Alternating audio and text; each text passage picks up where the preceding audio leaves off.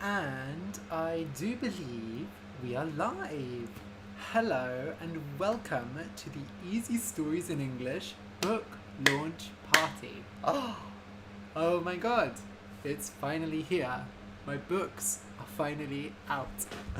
I have them here in paper format, and some of you already have them as ebooks, so that's really exciting. The book is out.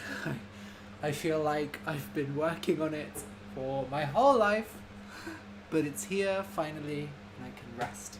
And of course, you're all here to rest and party and relax with me. Thank you so much for coming. I'm really looking forward to today. Oh, I'm just going to adjust a bit. Okay, so we're going to do things a tiny bit differently today. As you can see, I'm not in my usual office and I'm not at my girlfriend's house. I'm actually back at my flat in Bath and I'm sitting in this lovely, comfortable chair. I kind of feel like a queen sitting on her throne, looking down at all of the people of her country. But yeah, we're going to have a bit more of a relaxed atmosphere today because you know me, I love talking, being crazy, dancing, bringing the energy.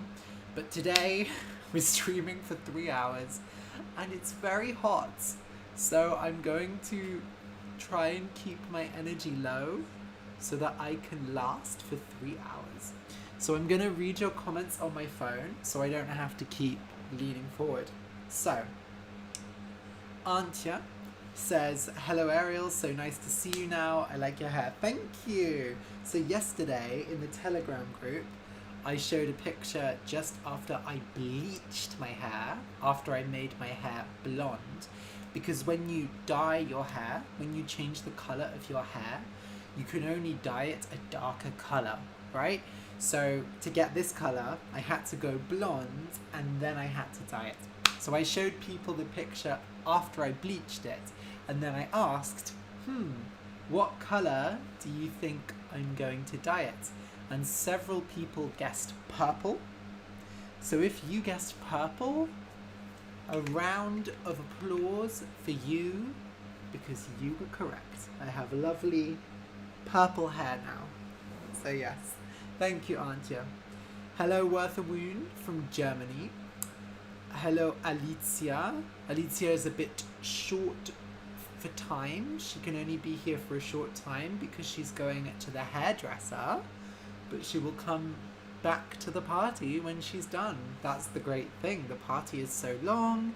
You can go out for a walk, you can go to the hairdressers, and you can just come back. And I'll still be here. We'll all be here. Well, maybe not all of us. I hope you have a good haircut, Alicia.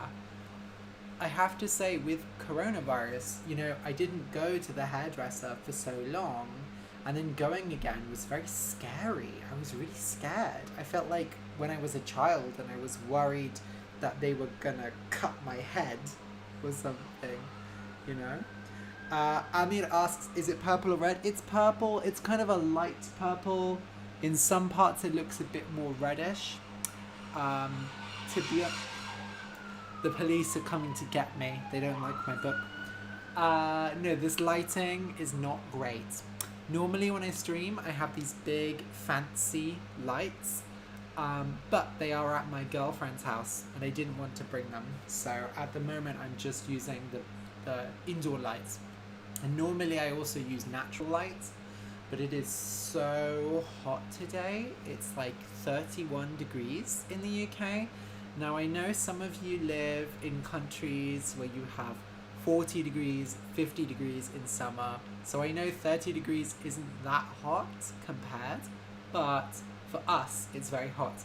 And we don't have air conditioning. I have a fan here, you can probably hear it, but we don't have air conditioning in most houses, so it gets hot. And all of the windows in this flat face south, they look south, so it gets all of the sunshine and all of the heat. Okay. Hello, Jefer. I don't know how to say it, but thank you for coming. Hello, Petya Bratko. Petya asks, I wonder how can I get one of your books in Ukraine? So all of you, if you're not sure, go to... Oh, this is a spoiler. To get the book, go to easystoriesinenglish.com/book. Okay? So this, I'm going to put this in the chat as well. That didn't work as a proper link. Did that work? Hopefully that worked. I don't know if that works. We don't know. But yeah, so you can go to this link. This link gives you information of all of the shops you can buy the book. Now, in some countries, there is Amazon. In some, you can use Apple Books or Google Play. I believe in Ukraine, you should be able to use Google Play or Kobo, but I'm not 100% sure. But go to this place and just try the different shops and see if it works. I know that's not very helpful. If you really cannot find a place, do message me, because I don't know all of the countries that these shops sell in. So I found out that they don't sell in Iran, so I will have to find a publisher in Iran to publish the books there. It might be the same with Ukraine. It's easier to get the ebooks. The paper books can be a bit difficult. You might not be able to buy them in Ukraine, but you might be able to buy them from Germany and get it sent to Ukraine. So if you go to Amazon Germany and buy it there, they can ship it, but of course it's more expensive is the problem. So I've done my best. Ur says, hello Ariel, we are ready. I'm ready too. I'm always ready. Sorry, I said I was going to be more relaxed. I'm already going crazy. Hello Jimelu, is that how you say it? From Peru. I would love to go to Peru. Oh my god, the food looks amazing. Jace says, your hair has changed again, it's purple. Yes, I dyed my hair purple. I don't like staying the same. I've always got to be changing, you know? Hi, Dark. Rita Greco. Hi, Ariel. It seems you're a completely different person, but you're fantastic and amazing. Congratulations. Thank you, Rita. That really means a lot to me. You know what? I talk to my girlfriends about, the podcast and about all of you. And she always says, you have the nicest audience. Your audience is so nice. They are all such kind people. And it's true. You are the loveliest people, really. So thank you. Alice says, I like your new hair color. Thank you, Alice. Hello, Viyen. I don't know how to pronounce that. Sorry. Amir asks, do you recommend using apps to practice the language and improve our skills? Okay. I'm going to actually write this down because we're going to do questions and answers later. Okay.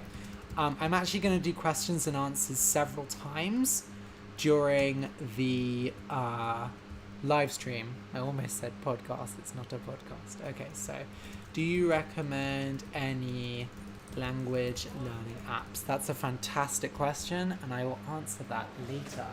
Okay. Gabriela Wandler says, hello, Ariel. Hello, Gabriela. Joyce Wang says, hello, Ariel. I like your accent and hair, and I look forward to your new stories. Thank you. Well, tomorrow at 7 a.m. in the UK, at least, there will be a new story. And I have to say, tomorrow's episode of the podcast is really good. Obviously, I shouldn't say that because I wrote it myself, and I don't want to be, arrogant, but I'm really proud of tomorrow's episode. I think it's a really good story. It's a horror story, and it's based in a real place in Japan, and it's quite scary, I think. Okay. Vito says there is cake. Yes. More on that later. Hi, David. Bran moon. Ooh, I love that. Bran. Bran is like you can eat it for your cereal. It's like a type of wheat, a grain, I think. But bran. I used to eat bran cereal when I was a child. Not very nice, to be honest. It needs more sugar. Hello, Ariel. Hi, everyone. I hope you are all fine and having a good day. Thank you, Bran. Jay says, the color is purple. It is, and I should really come to Peru. Yes. Peru. Peru. I don't know what that is. That's my Peru dance. Peru, Peru, Peru. Okay. Oh, no, there's not one. I need to grab a tissue. I don't know what it is. Even in summer, my nose just runs. It's horrible. But there we go. Okay. So, it's so nice to see you all again. Let me tell you the plan for today's party, because I know some people don't like planned fun. I had this friend at university and she always said, I don't like planned fun. I like my fun to be spontaneous and unplanned. I am the complete opposite. I have to plan my fun or I get very anxious.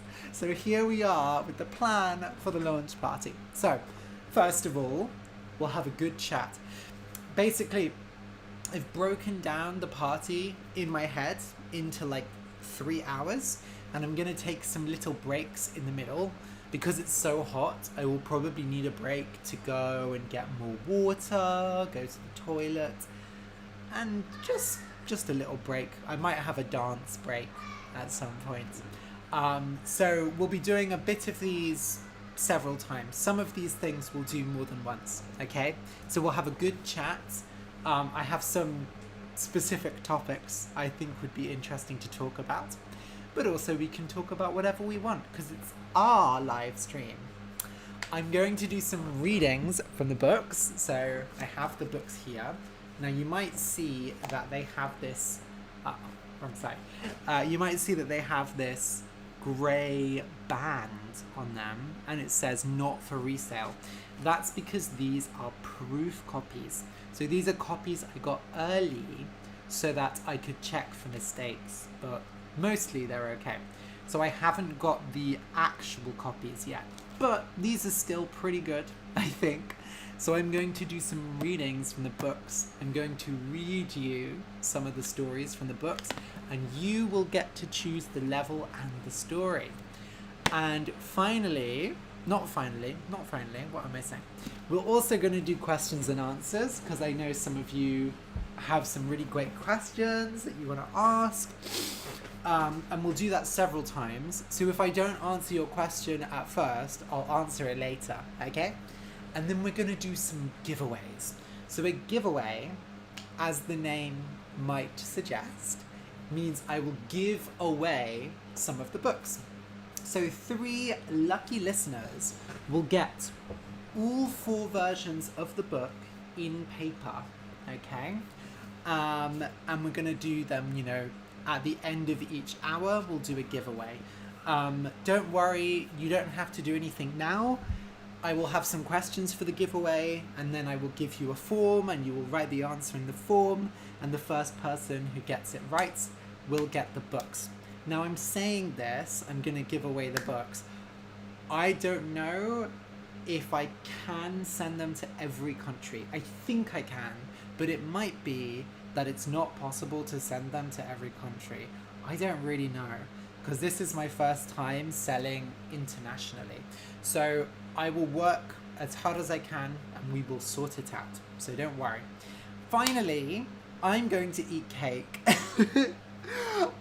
Yesterday, I bought a cake in the shop, a big chocolate cake, and I am going to help myself. I'm going to eat a slice or 2 of cake today, and I invite you to do the same. If you have cake, biscuits, cookies, crisps, maybe a delicious drink, maybe alcohol, however you want to party is up to you. Personally, I don't like drinking alcohol, but I do like eating cake, so I'll be eating cake later. Oh, unfortunately, I forgot to buy cream for the cake. And I have a question for all the Italians. I assume there are Italians here, because there are usually Italians here. Italians, can I put mascarpone with cake? Mascarpone, yeah? Mascarpone. Can I put mascarpone with cake? Will that taste good? Because I know mascarpone is a sweet cheese. Is that nice? Mascarpone with cake? Let me know. It's a chocolate cake. Okay, so that's the plan for today. So right now, we are in the having a good chat part of it. Okay. Let me just catch up with your comments. Okay. Hello, Elaine. David asks, first of all, David says you are very talented. And then he asks, how do you do all these things by yourself? That's a great question. And actually, that's something I want to talk about. So thank you for the great question, David. Lale Aksoy says, you look great. Thank you. The arduous journey of becoming Jane. Okay, I'm just going to say Jane because it's easier. Hello, Ariel. I'm ready to celebrate. Me too.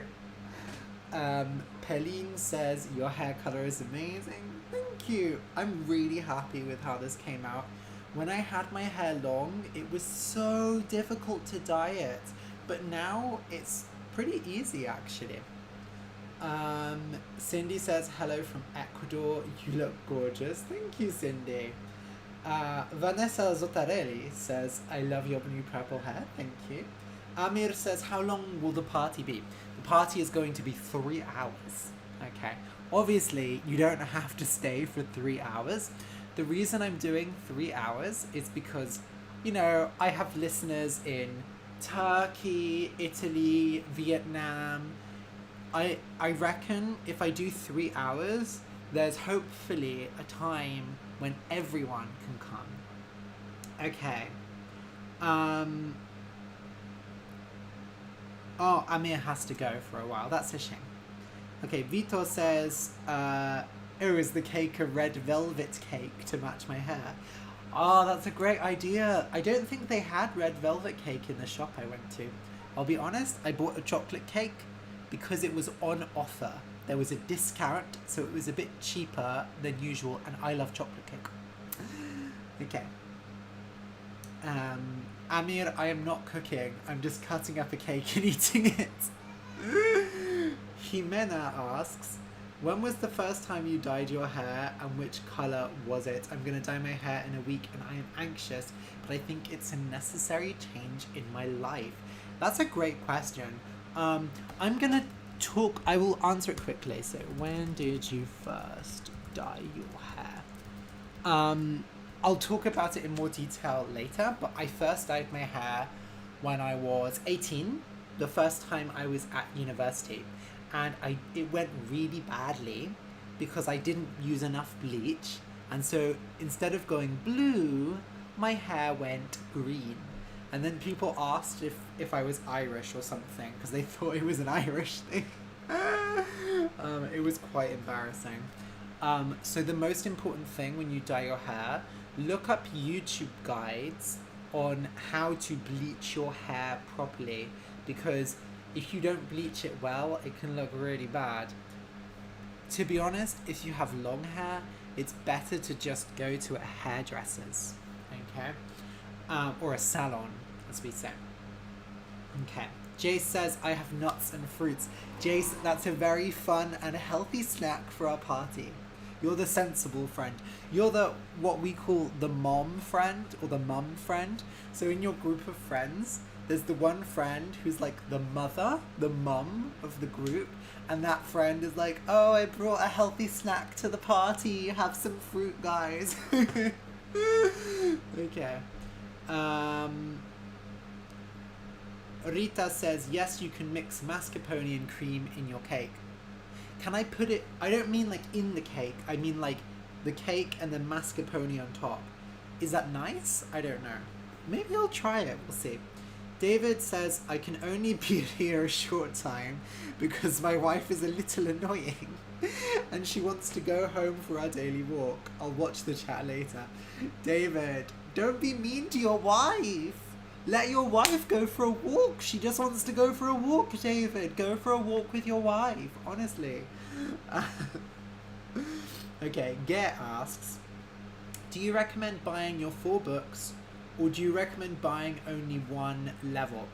To be honest, obviously, I would love you to buy all 4 books at the same time. But I understand that you might not want to do that. I think probably the best thing is to buy the level that you think is correct, read that, and then you can decide if you want to keep going up. Yeah? It's really up to you. You're in control, because reading should be fun and easy. So yeah. Bran says, my brother made a delicious cake with mascarpone and blueberries last Christmas. Ooh, it was delicious. My mouth waters every time I remember it. Oh my god, Bran, my mouth is watering right now. Stop talking about delicious cakes. Hello, Tiago. I'm here and ready to fight. Okay, I'm glad you're joking, because I will. I'm joking. I can't hit you because it's just a computer. I don't want to hit my computer. Okay. Renata Berrino. Hi, Renata. Nice to see you. Bran says they've always been the mum friend. I understand. Yeah, Rita says, yeah, mascarpone is usually the ingredient, right? I mean, like, I don't have cream to go on top. I mean, obviously I can eat cake without cream on top, but there's nothing like a good cream, double cream on a cake. Oh, it's just delicious. Especially now when it's so hot. Okay. Joyce says, your sound and your face are both very elegant and perfect. Kids love to listen... Oh, I guess your kids love to listen to my stories before sleeping. Oh, it's really interesting to me. So many people say that they listen to the podcast before they go to bed, or that it helps them get to sleep. And I'm surprised, because I have a lot of energy, and I feel like if I listen to the podcast, it would keep me awake. Like, I wouldn't be able to sleep because I'm like, Rah! Or, you know, some of the episodes are quite scary, so I feel like that wouldn't help me sleep as well. But I also should be careful, because sometimes I write stories that are really for adults, so just be careful, because some of the episodes maybe aren't appropriate for kids. Too scary, you know. Tomorrow's episode I would not play to your kids, because it is quite scary, and it has lots of like blood and death. Okay. Joyce also asks, how can I improve my intonation like you? That's a great question. I'm going to answer it a bit later, because I want to go into detail with that. Okay. David is laughing, but is your wife laughing, David? I don't think so. Jay says, I've been doing healthy eating in the last few weeks, but I'd never refuse some good alcohol at a party. Yeah, here's the thing. If I liked drinking, I would be drinking now, but I don't really enjoy it. Also, right now, with the weather, it would probably give me a headache. Yeah, I don't want to have a headache. I have to go for 3 hours. Also, I haven't drunk in like a year, so if I drank now, I would probably get really drunk, and it would be quite embarrassing on the live stream. Okay. Alakasam, I like that. Says, thank you for your podcasts. Thank you for listening. Joel Pinda, or Joel, I don't know if it's Joel or Joel, but either way. Hello, hola, greetings from Chile. Thank you for all the help. I don't know much about Chile, but I have read, I'm really worried I'm going to make a mistake. Isabel Allende is from Chile, right? And she's one of my favorite authors. I'm pretty sure it's her. If it's not her, I'm really sorry, Joel. Jay says, show your socks. I'm afraid my socks are not very interesting today. They're just plain black socks. They don't match, so one sock is different from the other one, but shh, nobody has to know, except I just told you. Oops. Okay, so, oh my goodness, that's not what I wanted to do. I want to talk a bit, ooh. Sorry, I have the chat on here. Oh, here we go. Yeah, there we go. Hi, Laura from Indonesia. So what I want to talk about first, ooh, this chair. This chair's a bit loud, isn't it? This radiator is also quite loud. If I hit it... Okay, so what I want to talk about first is the books and like why I've written them. Some of you may have listened to last week's podcast episode, which is called Why You Must Read. And in that episode, I read out the introduction to my book in the beginner level and the intermediate level, so you could get an idea of how it is different in the different levels. I'm just going to drink some water. It's very important to stay hydrated in times like these.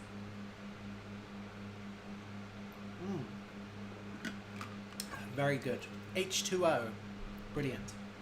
So, I had the idea of writing the book about a year ago, maybe?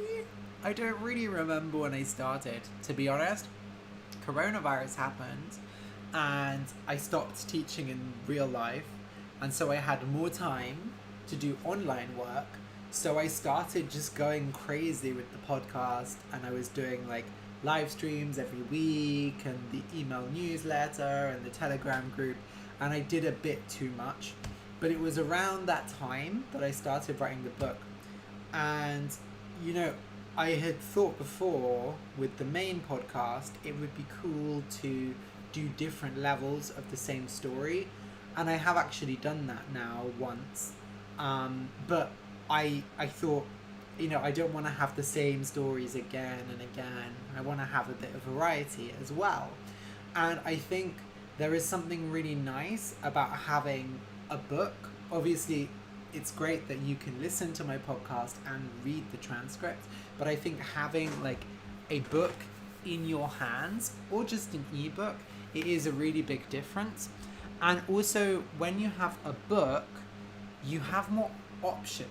As a writer, when I'm writing a book, I have more options for explaining words. So the problem with the podcast is I can't have too many new words in every episode because I have to explain them all at the beginning.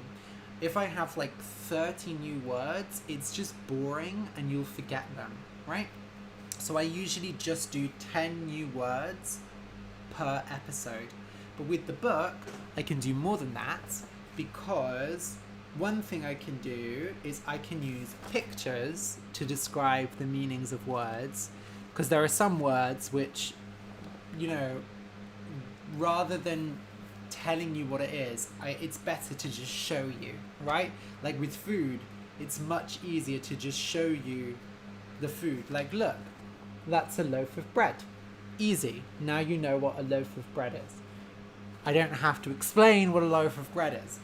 And then also I have vocabulary descriptions where you can go to the back of the book to see the explanations of the words.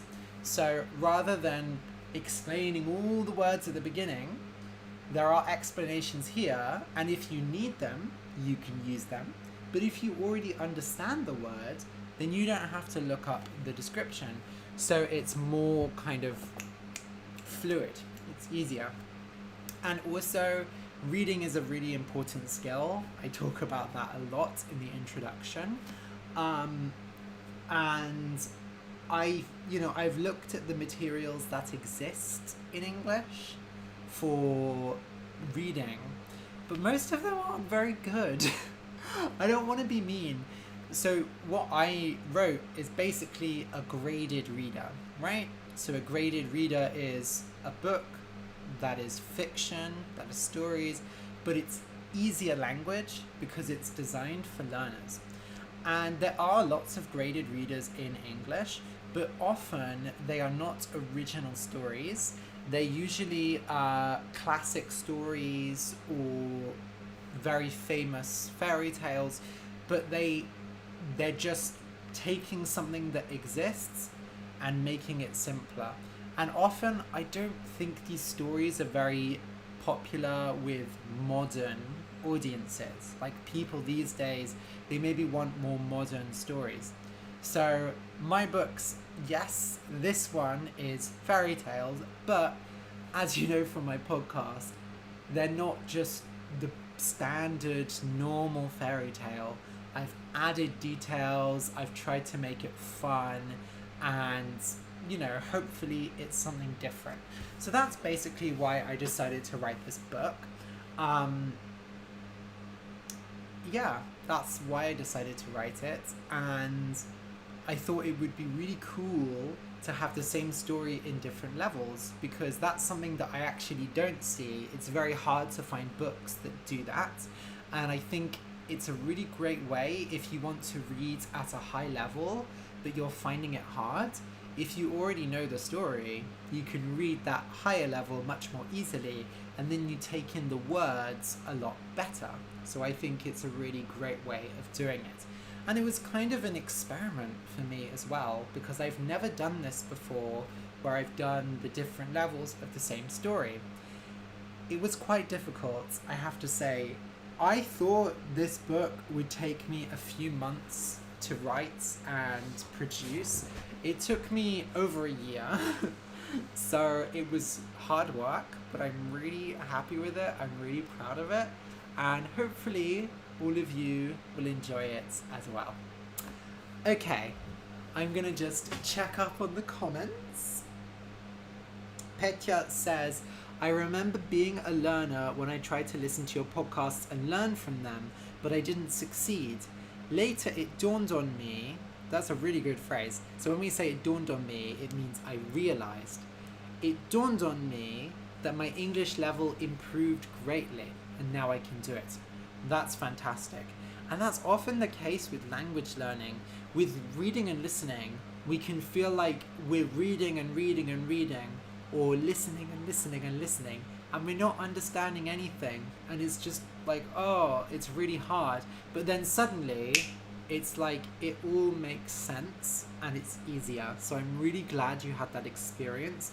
I've actually been reading a novel in Japanese, and I always found before when I read in Japanese it was so slow, but now reading this novel, it's going really well and I'm really enjoying it. So yeah. Hello Leska. Vitor says, happiness is the smell of a new book. I want to agree with you, Vitor, but I mainly read ebooks and you can't smell an ebook. Kinita, hello Kinita from Mozambique. Fabulous. You're welcome. Hello Manish. Gaur, of course I remember you. How are you? Okay, so let me check my list of what we're doing for today. I think we should do a little reading. Yeah? So I'm going to read one of the stories from these books, but you need to help me decide what level and what story we're going to do. So I'm going to quickly make a poll on Straw Poll where you can vote. Okay, which level should we read? Beginner, pre-intermediate, intermediate, or advanced? Okay, very quickly creating this poll, and I am putting it in the chat. Okay, so that link in the chat will give you the poll. So I'm going to read one of these stories for all of you now, but I want you to decide to vote on which level I should read from. My God. Okay. Gabriella says, I finished my job just in time. Hi everyone. What a beautiful hair color, Ariel. You look amazing. Thank you so much, Gabriella. Leska says, can I buy your book on Amazon? Yes. Leska, go to... I'm going to give you the link right now, Leska. Go to easystoriesinenglish.com/book, and there you will find the links to the Amazon page. Manish says you look quite elegant in your new look. Thank you, Manish. Petya says, I think it should be intermediate level. Most learners will pick it up. Let's see. Let me get the results. Okay, so far we have a tie between pre-intermediate and intermediate. I'm actually going to try and show you. Let's get this up. Yes! Here we go. So let's make this a wee bit smaller. Okay, so this is the poll results so far. Is it updating live? Or do I have to refresh? Maybe I have to I have to refresh. Okay, so we've got many people voting for intermediate. Very interesting, very interesting. While you're all voting, I'm going to create another poll for the story, because I probably should have thought of a better way to do this, to be honest. But you know what? I'm the lazy person, so I'm going to just make another poll. Okay. Oh, you can see what I'm doing. I just realized. Oops. Okay. What story should I read out? And let me remind myself what stories there are. Okay, so there's The North Wind and the Sun. Oh, that's not what I wanted. Strange Friends. I love Strange Friends. It's one of my favorite ones. The Very Hungry Dragon. Doggo and Kitty do their laundry. I don't know why I'm doing an Australian accent. Laundry? What's laundry? Laundry. Doggo and Kitty tear their trousers. I think that's the second one. I should know, I wrote this book. Doggo and Kitty biak a kiak.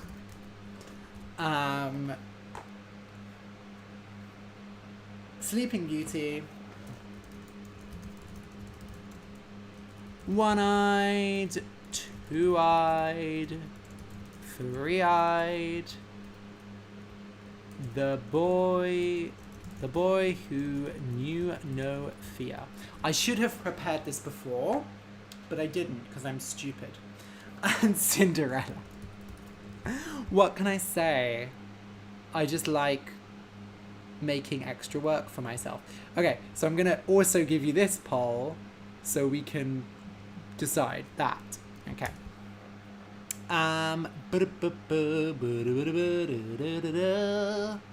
Okay, let's refresh and see what level everyone's voted for. Oh, intermediate is definitely winning. Interesting, interesting. Okay. So we wanted an intermediate story, it looks like. Manish asks, do I have a Facebook page? If you look for Easy Stories in English on Facebook, you can find the Facebook page. I never post anything on there, so there's no point in liking it, but if you want to like it, you can like it. I do have a personal page, but don't add me there because I will just delete the request. I don't add listeners on Facebook. Alicia says, in Poland on Amazon, we can buy level 1 and level 4. Oh, but we can't buy 2 and 3. That's interesting. I didn't know there was an Amazon Poland. Huh. Wow. That must be new. Okay. Let me see. Let me have a look right now. Oh, I'm learning so much. Okay. Let's see. Easy Stories in English. Ah, yeah, so I just see the first and the fourth. Sometimes it doesn't show all of them. If you put in Ariel Goodbody, no, still doesn't show all of them. That's really strange. What's going on? To be honest, if you click on the author name, yes, okay. I'm going to put this link because it's apparently really hard to find them on Amazon Poland. I don't know what's going on in Poland, but there we go. So yes, so use that link and you can find all of them on Amazon Poland. Okay.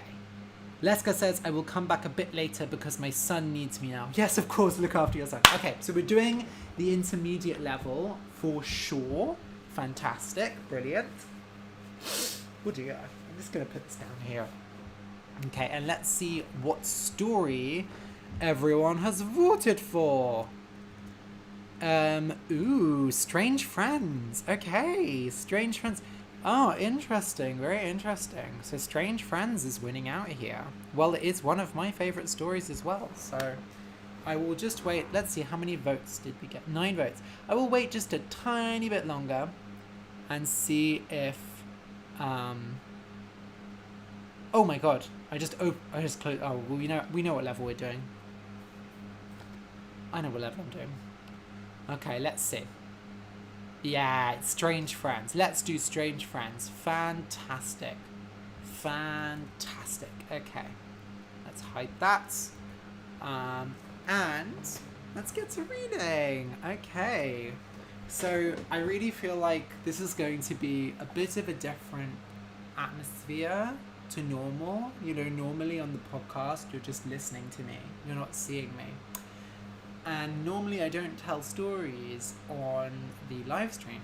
So today I'm really just here I want to just kind of do like story time, you know? Like when you take your kids to the library and someone sits down and tells them a story. So everyone come close, sit down, get a glass of water, maybe get a snack if you need it, and listen up to Auntie Ariel.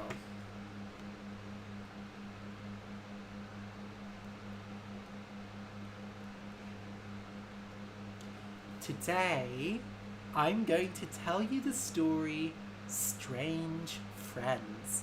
Can you all hear me okay? Can you hear me okay? I'm going to assume you can hear me okay. Okay, so. Once upon a time, there were a cat and a mouse who lived together in a little house. Unlike others of her kind, the cat did not chase and eat the mouse, which meant that they could be friends, and indeed they were.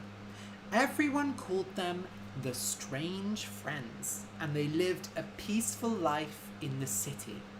One day, the cat came and spoke to the mouse. We must think of winter. It is bright and sunny now, but in a few months' time it will be dark and cold, and there will be hardly any food to eat. We should save something for then.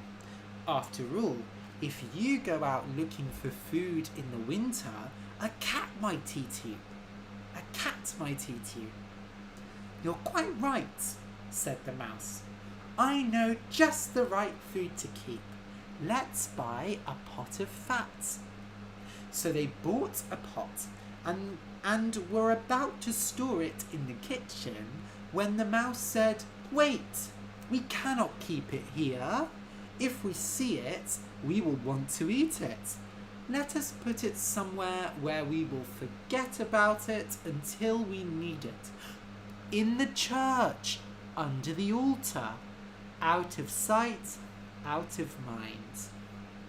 So they went into the church, hid the pot of fat under the altar, and then went home and promptly forgot about it.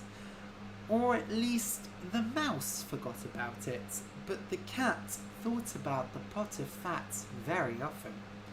At first, she thought, what a wonderful idea it was to get that pot of fat. We will be very thankful for it in the winter. But as the weeks passed, she thought more and more about the fat, and her thoughts began to turn selfish. She fantasized about going and eating the fat. It would taste so good. So the cat came up with a plan. She came to the mouse and said, "Dear mouse, I have to ask you a favour. You see, my cousin has given birth to a beautiful little kitten with white and brown fur. He really is very special, and my cousin has asked me to come to the christening and be his godmother. As I'm sure you can understand, this is an honour. Would it be all right if I left you to look after the house alone, just this one day?" Of course, said the mouse. "Family comes above all. Go and enjoy the christening, and if there happens to be some nice food or drink, bring a few crumbs back to me. In fact, I would love just a few drops of the wine. Christening wine is always sweet and delicious." The cat smiled and said, "I'll do my best." Naturally, the cat was lying. She had no cousin and nobody had asked her to be godmother. She happily strolled out of the house and went straight to the church, pulled out the pot of fat and opened it up.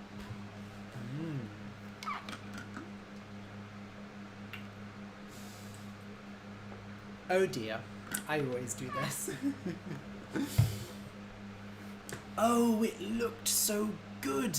The cat licked at it, savouring the delicious taste, and she ate the top layer of the fat until she was quite full up. Then she went for a walk on the roofs of the city. She hoped to spot some dessert there, but finding none, she lay down in the sun and had a nap. She fantasized about the pot of fat again, licking her lips in anticipation of the next time she could eat from it. When she returned home that evening, the mouse said, "Well, you look like you've had a smashing time. I suppose it was a good christening, then?" "Oh yes, the best I've ever been to." "And what did they name the child?" The cat thought for a moment and then said, "Top off." "Top off?" said the mouse. "I must say I have never heard such a peculiar name in my life. Are there others in your family with that name?" "It is a perfectly normal name, thank you very much. You have a godchild, don't you? He's called Big Nose, if I recall. That's just as strange a name as Top Off." And with that, the conversation was over. But the cat did not stop thinking about the pot of fat, and a week later, she was filled with the desire to eat from it again. So once more, she went to her housemates and said, "My dear mouse, I'm afraid I must ask for your assistance again. My cousin has quite an active disposition and has already given birth to another child. This one has a white ring around her neck, which is quite a rarity.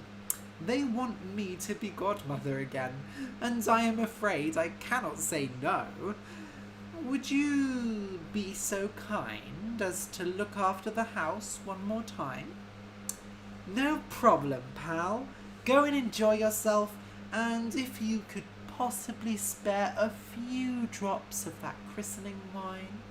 Oh, we drank it up so quickly last time, but I will try." Of course, the cat did not go to any christening, but to the altar in the church.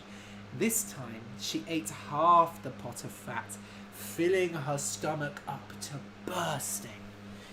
Food tastes much better when you don't have to share it with anyone else, she mused to herself.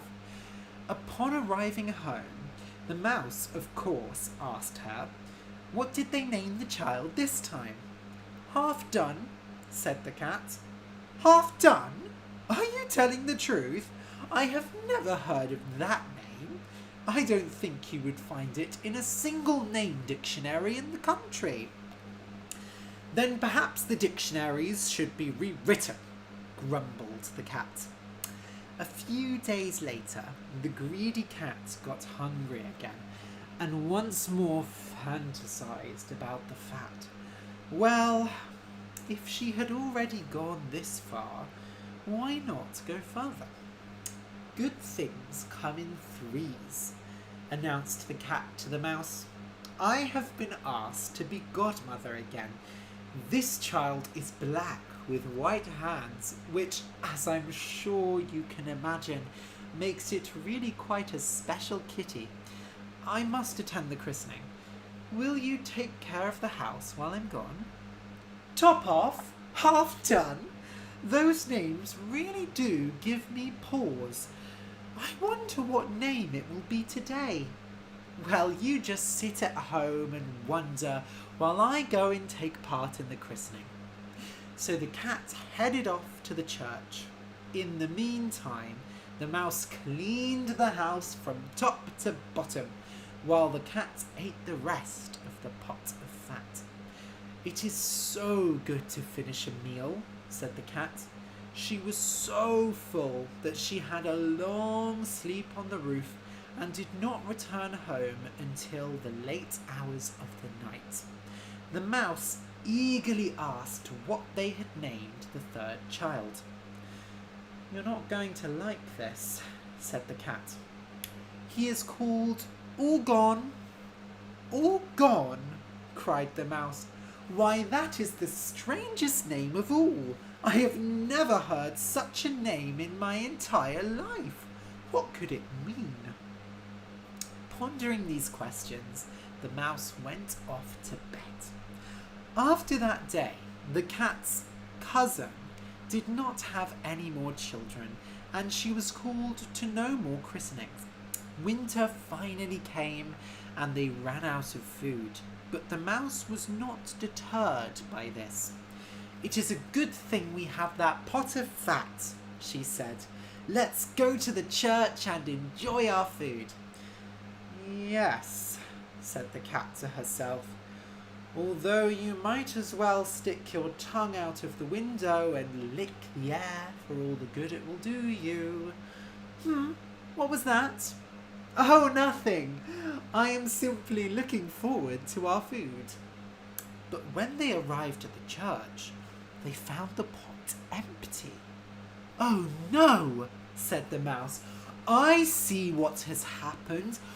I thought we were friends, but in fact you have betrayed me. While you were going to christenings, you were really off eating the fat. First top off, then half done. Do not finish, said the cat gravely. Just the sounds of the names evoked memories of that delicious fat, and she was getting very hungry. If you say another word, I'll... All gone, cried the mouse, and with that the cat jumped on her and ate her up. Because that is the way of the world.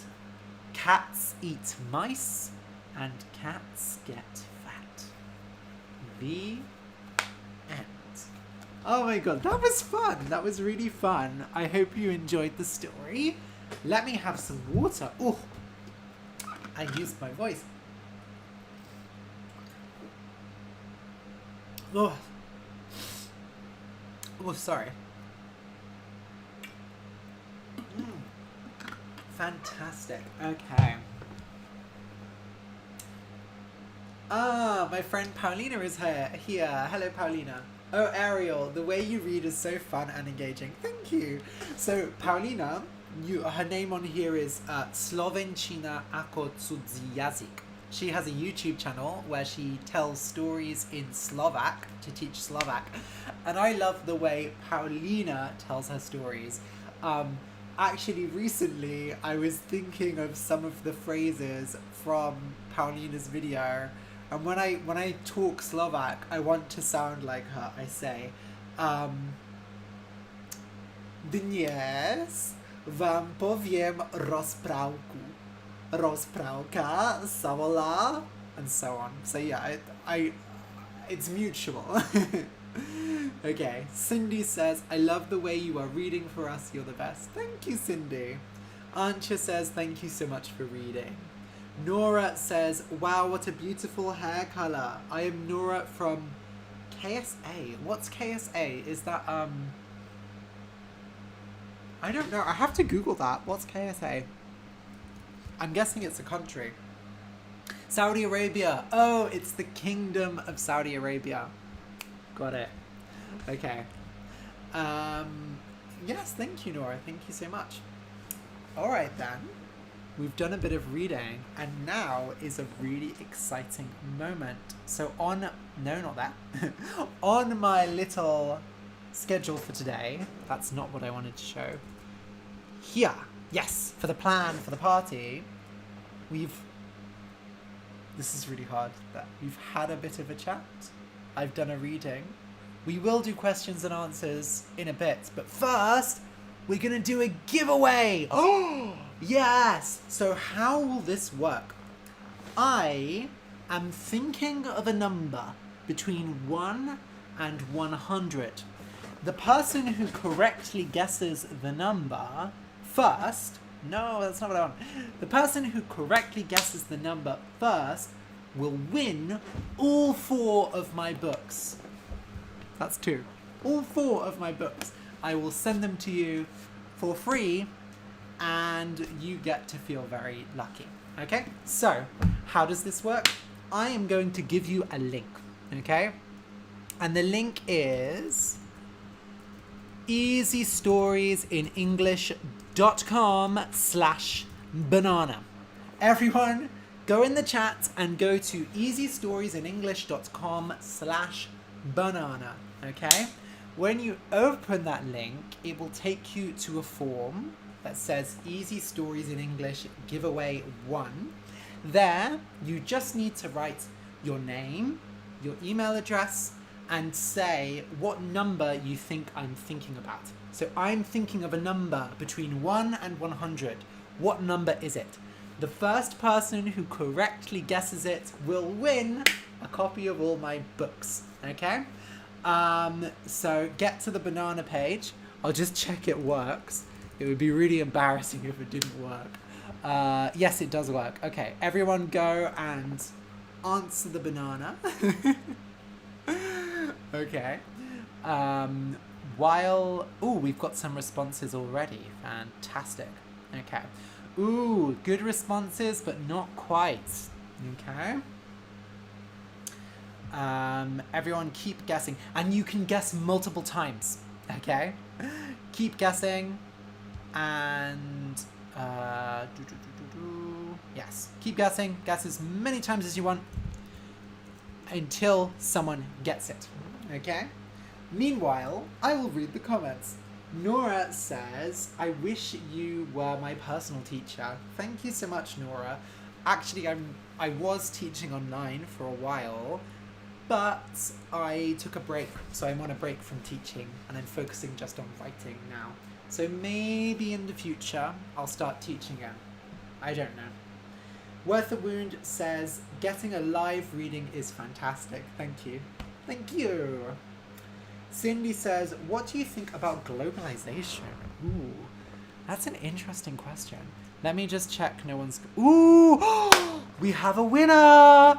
Oh my goodness, that did not take long. Okay, so everyone stop writing your answers because we have the winner. I'm going to go and announce the winner. So, first, I'm going to give a drum roll. Okay, a drum roll is when you go...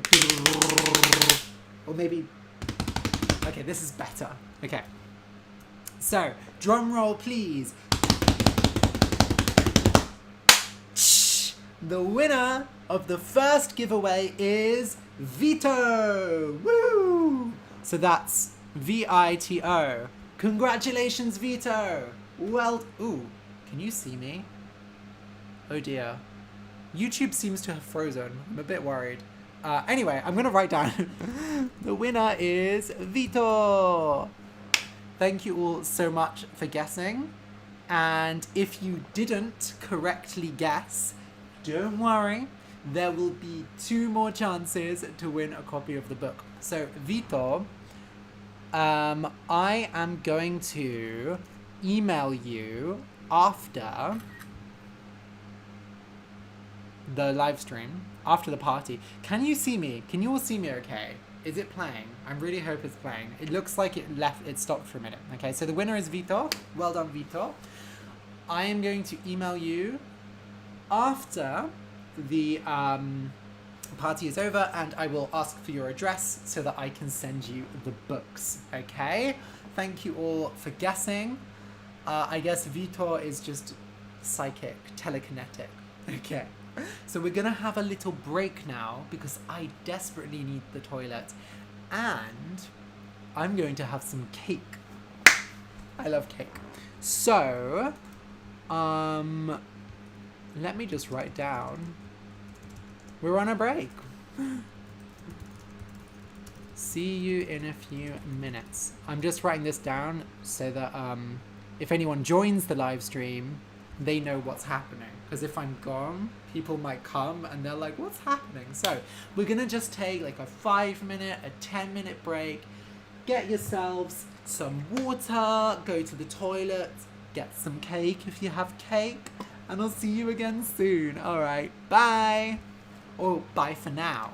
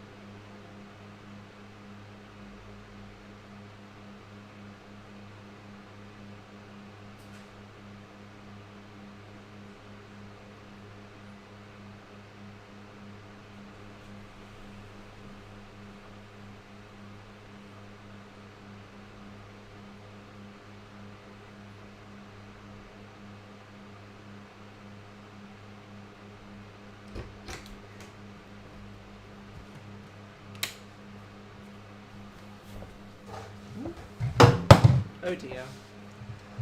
Chaos and confusion. Oh, I forgot to say. The correct number was 85. If you guessed 85, then it just means Vitor was faster than you.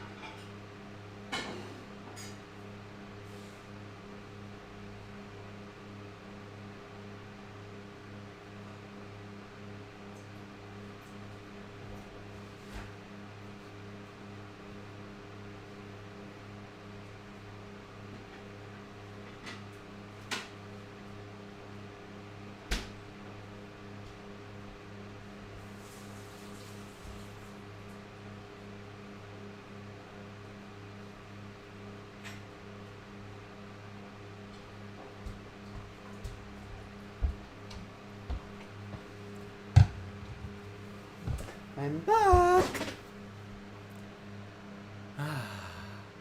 Okay, Gabriella is saying, don't have chocolate cake, think about your health.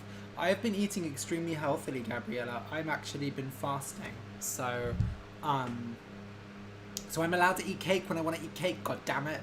I launched a book today, let me eat cake. Okay, I'm gonna turn this off because we are done from our break and I'm just gonna eat some cake. So as you can see, I've got a delicious slice of chocolate cake here. This is from Sainsbury's, one of the largest supermarkets in the UK.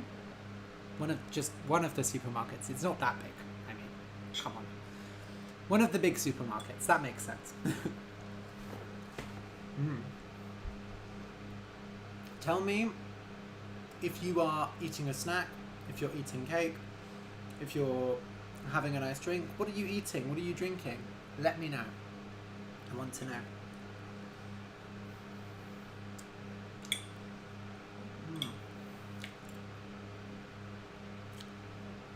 This cake is good.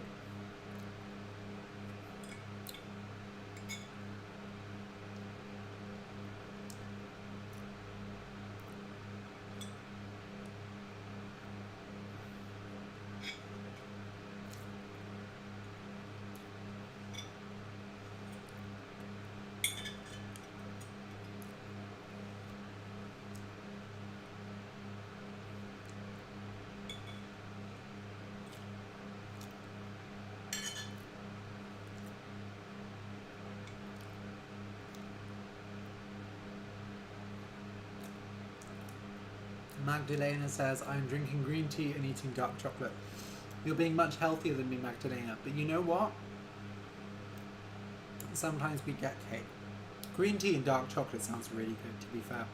I love having dark chocolate with tea because it's like you get all the chocolate in your mouth and then the tea washes it all away and it like melts and it's just delicious. Good choice.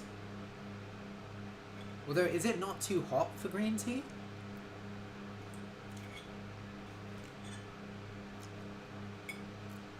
Happy birthday to me. Happy birthday to me. Happy birthday, dear Ariel. Happy birthday to me. Oh.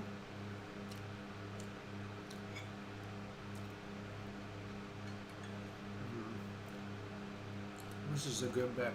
It's got all those chocolate curls on it. It's very sweet though. Maybe a bit too sweet.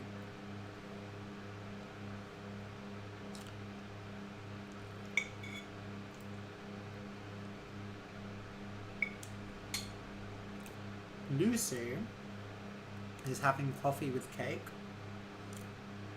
What kind of cake, Lucy? Dark says, I'm eating nothing and I really want to eat chocolate cake. I'm sorry, Dark. I can't give you any. My fork wants to escape. I can't give you any. Well, I can have some cake. Oh. Yeah, I probably shouldn't do that because then I'm going to get melted chocolate on my laptop. Happy birthday, thank you.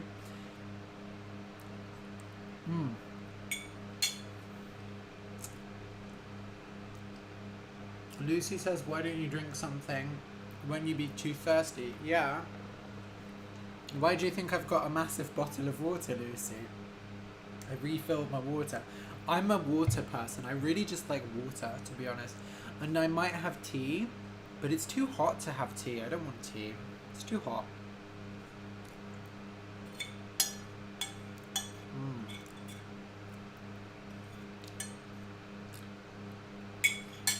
Alright then.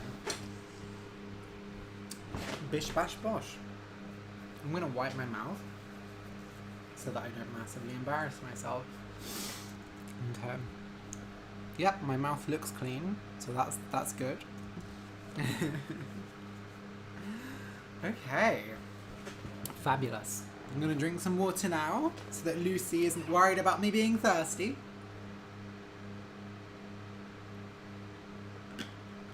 So I think now would be a fantastic time to do some questions and answers, seeing as some of you have already sent some questions.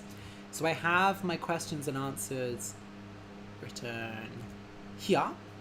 And there was one that was, what do you think about globalization? Which I think is such an interesting question. I can't remember who sent that, but thank you.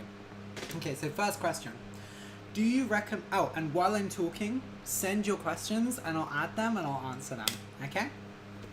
First question. Do you recommend any language learning apps? So, the most popular language learning app is Duolingo. I absolutely do not recommend Duolingo. I think Duolingo is terrible because when I talk a lot about reading and listening to learn languages, and that's based on a theory called the theory of comprehensible input that basically says we need to listen to things and read things that we understand and that are interesting, and we need to have real communication. Duolingo is not real communication. The sentences have no context, so you don't actually learn very much from it.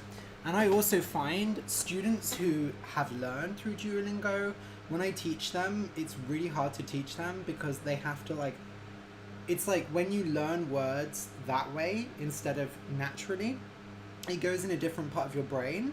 And then when you're speaking, you're like, and you have to think really hard to remember the word.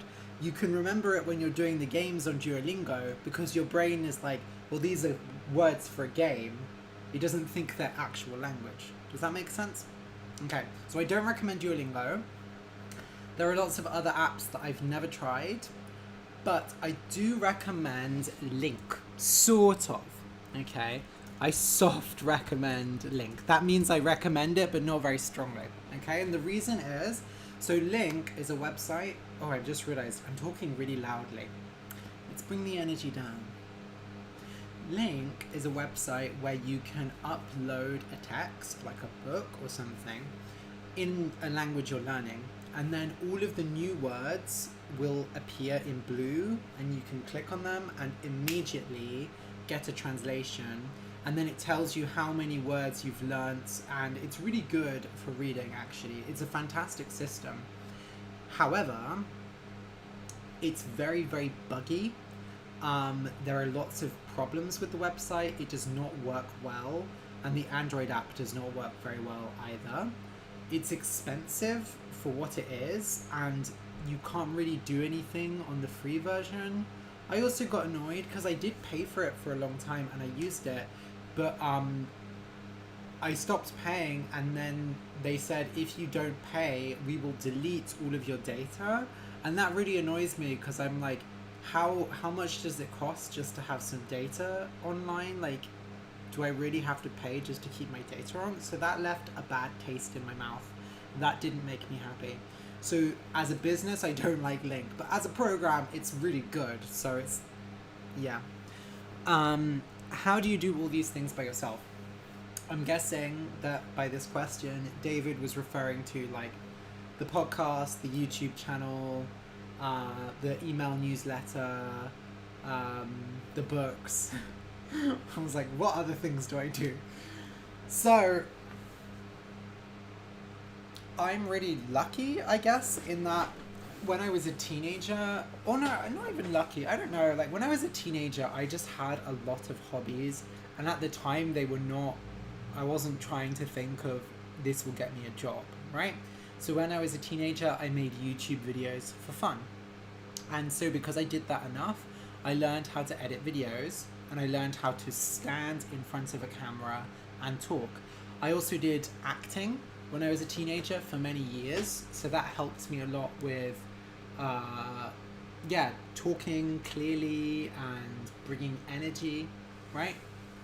People say, oh, you have so much energy, and it's like, I bring it, you know? You can create energy. It's not like it just comes out of nowhere, right? And then I was always interested in writing as well, and at the end of university I tried writing and self-publishing romance novels. So I got experience with like author branding, writing a book, publishing a book, doing a newsletter. Through that, it did not go very well. It was not very successful.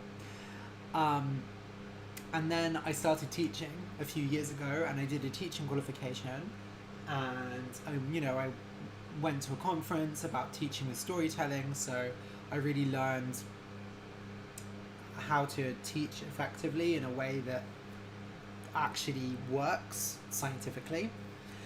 And so when I started the podcast, I kind of had all of these skills already, I suppose, so it wasn't too difficult to start them.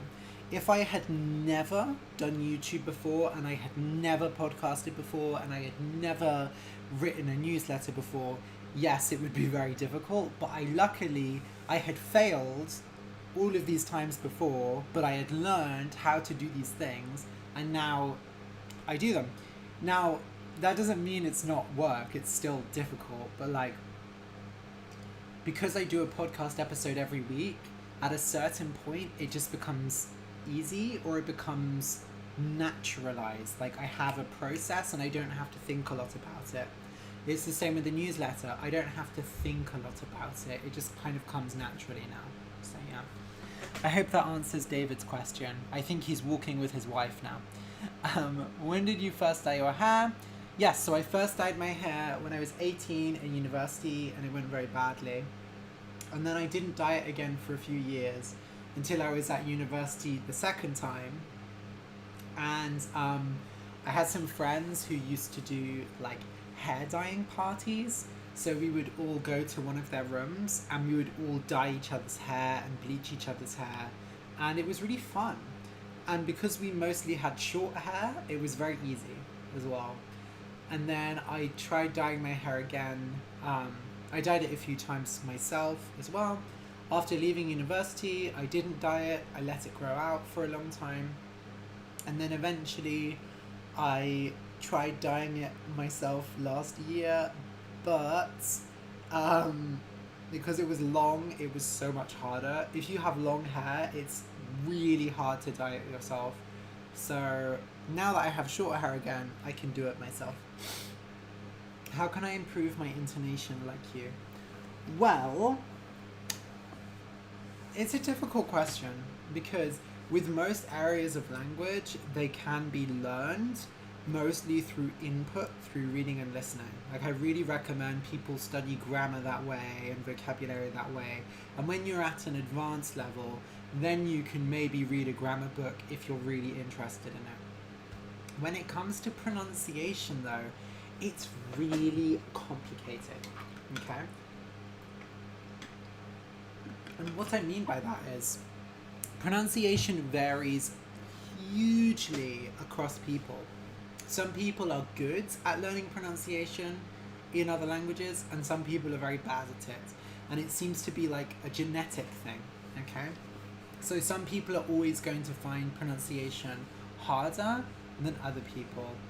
And it's not fair, right? It sucks, but that just seems to be the case from the research and from what I've seen. The other problem with pronunciation is it's very difficult to improve your pronunciation. I've taught pronunciation classes and done different techniques like shadowing. If you're gonna try one thing, I would recommend shadowing, but you have to be doing real shadowing. There are different some people do like shadowing, but it's not really shadowing. Shadowing is basically when you listen to a native speaker and then you say it at the same time, and you repeat it lots of times and keep listening and saying it. You're not repeating, you're not saying it afterwards, you're saying it at the same time. Do some research if you want to try that. In my experience, that is the most successful method, but it's still not very successful. Like, it's really hard to improve pronunciation. And unfortunately, there's not very good research on how to do it. So I'm afraid I can't really help you there. I'm so sorry. What do I think about globalization? I have mixed feelings, right? Because on the one hand, because of globalization, I can talk to all of you, I can sell my books internationally, I can, really have this international community.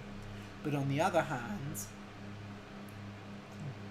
mostly the reason that people are learning English in the first place is because they have to, because of work and immigration. And I don't like that people have to learn English, right? Obviously, it gives me a job as an English teacher, but I don't like that it's something people have to do. And I see a lot of students are very anxious because of that. And then more generally with globalization, you know, it's like we're dressing more the same and we're eating more the same and we're going on the same websites, I guess. That stuff is a bit different, like, and that's where I really do have mixed feelings, because it's nice that I can travel to lots of places, theoretically, right? I don't actually travel that much now. Well, not with coronavirus anyway. But it's sometimes sad when you go somewhere and it's like, oh, okay, there's McDonald's, there's Burger King. It's not that different from being at home.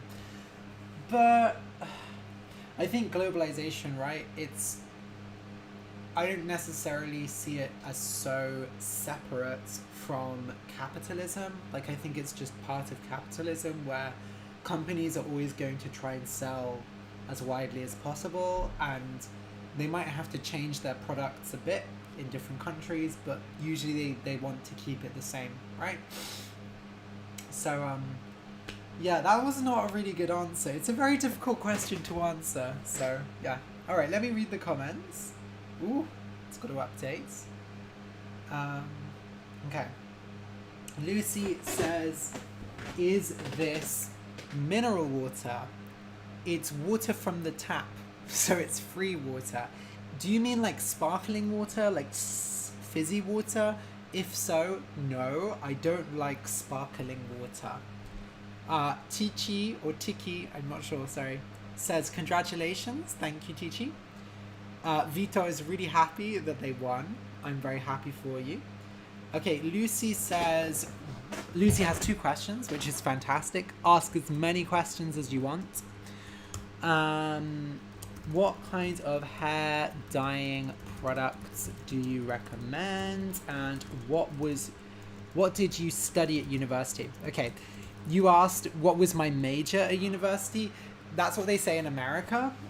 There's nothing wrong with it. It just, to me, it sounds like, what was your major at university? You know, like, I'm not American, so I would never say that. So we would just say, what did you study at university? Okay. What kind of hair dyeing products do I recommend? I don't know. I just Googled best bleach. I just bought it off Amazon. I didn't think about it too much. Like, I don't know that much about hair, and there are a lot of different products. What I do recommend is you get a bowl, like a plastic bowl, to mix the dye in, because it's chemicals, right? You don't want to use a normal bowl because you don't want to eat out of that afterwards. And you can get a brush to put it in your hair. Oh, the most important thing. The best thing for dyeing your hair is latex gloves. So these are just, gloves. You probably know them because of coronavirus. These are just latex gloves, right? Like small rubber gloves. Because you need to put these on when you're doing all of that, so you're not touching the chemicals. And what I often do is I put on the gloves like this, and I just take the dye and put it in with my hands. If you have short hair, you can do it with your hands, to be honest. So yeah. Although it's not safe. I don't really care. What did I study at university? I studied linguistics. Many people don't really know what linguistics is. A lot of people think linguistics is the same as... Ooh, look, my hair is blowing in the fan. I feel like Beyonce.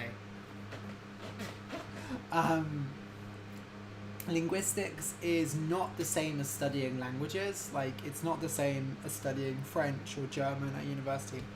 Linguistics is the scientific study of language, and it's really broad. It involves a lot of different areas.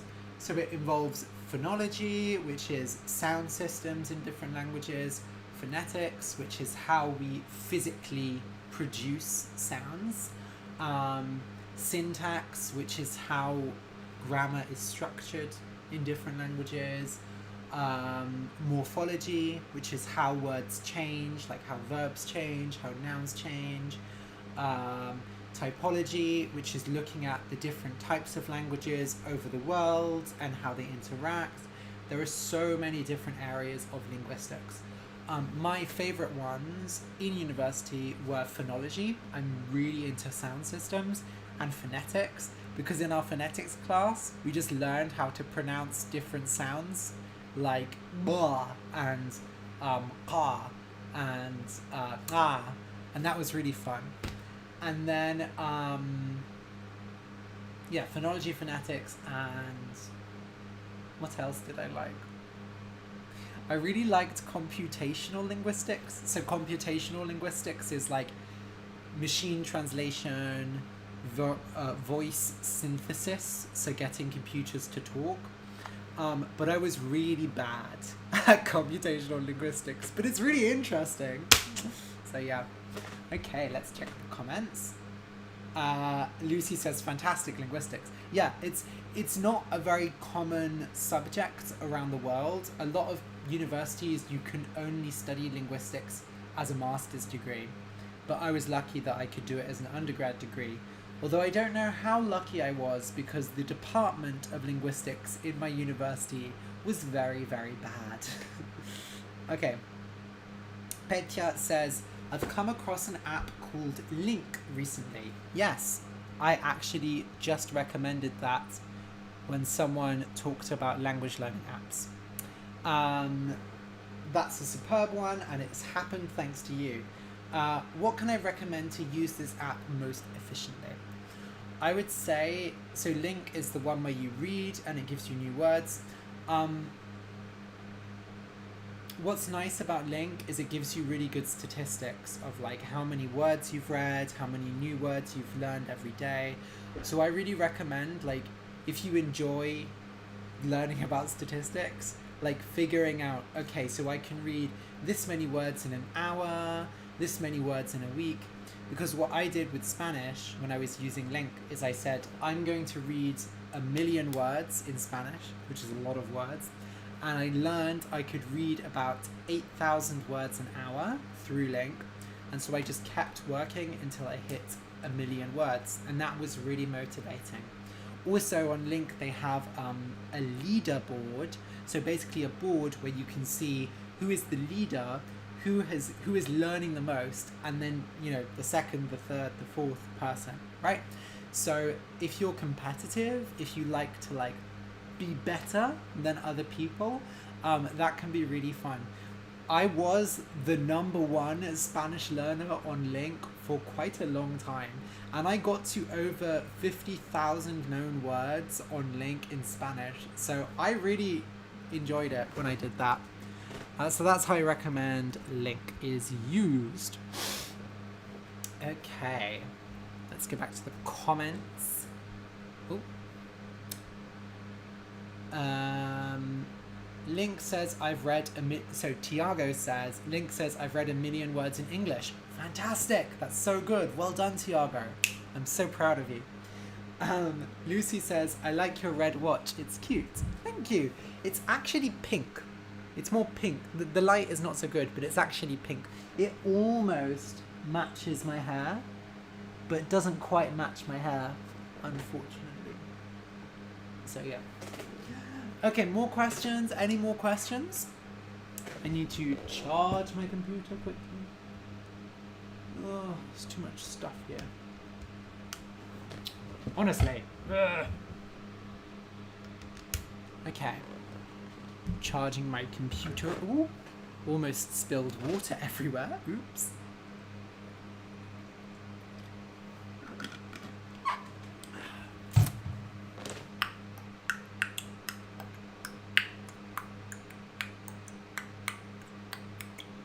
Just reminding myself what I think it's time we did another reading. What do you think? Okay. So I'm going to create another straw poll. I thought I could just copy the polls from before, but I don't think I can. So while I'm creating these polls, please ask me any questions you have. Okay, so I'm going to do another reading from the books. So I'm going to send a poll asking what level we should do and then what story we should do. Okay, what level should I read? And while I'm doing that, I will even put the website on the page. Yeah. Okay, beginner, I'm just going to say pre-int. It means pre-intermediate. Advanced. Create the poll. Create the poll. Okay. And I'm going to put that in the chat. Okay. And then give us the results. And then, what story should I read? I imagine people will want an intermediate level one again, but we'll see. Okay, so we can have the north wind and the sun. We don't have strange friends because we just had that. The very hungry dragon. I wrote that one. Dog and kitty do the laundry.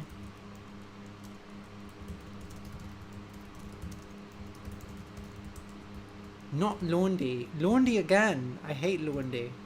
Doggo and kitty bake a cake. Bake a cake. Doggo and kitty tear their trousers. And then Sleeping Beauty. One-eyed, two-eyed, three-eyed. The Boy Who Knew No Fear. Or Cinderella. Cinderella. Okay? Cendrillon in French. Aschenputtel in German. Cendrillon in Japanese. Cindrulino in Esperanto. Oh, I'm giving you so much international energy. Okay, let's get back to the questions because I believe we have some more. Yes, Lucy has another question. Thank you for all the wonderful questions, Lucy. Well, Lucy asks... Well, I answer, Lucy's question. Go vote in the polls. Okay, do you need coffee to energize yourself while working? No. I don't like coffee. I have never drunk coffee. I am not a coffee person. I just drink water. And to be honest, for most of my life, I didn't drink tea either. I think I'm not very sensitive to caffeine because I don't feel less tired when I have coffee or tea, honestly. I don't really feel any change at all, so I just don't drink coffee or tea. I will say, I do fast. So fasting is when you don't eat for a period. I do intermittent fasting, so I basically eat one meal a day, usually in the evening, and I find I have a lot more energy because when you're digesting food, you have less energy. So by fasting, I actually have more energy. So yeah, and that gives me lots of energy. And I sleep a lot. I like sleeping. I mean, who doesn't like sleeping, to be honest? Okay. Ooh. Tiago says, any recommendations? Ooh. Any recommendations to get myself speaking in English? I know I can speak and I want to speak, but when I try, I give up. Okay. So it sounds like it's a psychological problem and that maybe you're scared or you have some kind of anxiety, right? Because if you feel like you can do it, but then you always give up, then I think it's really a personal thing. And that's difficult.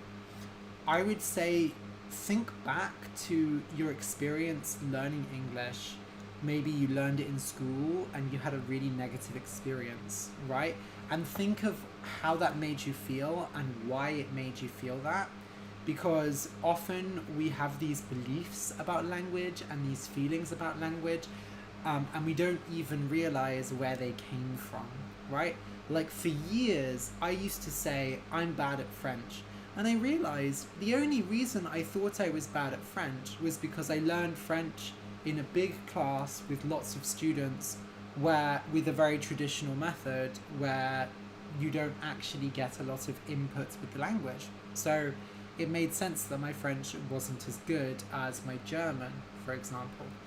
And also, don't force it. It should feel natural.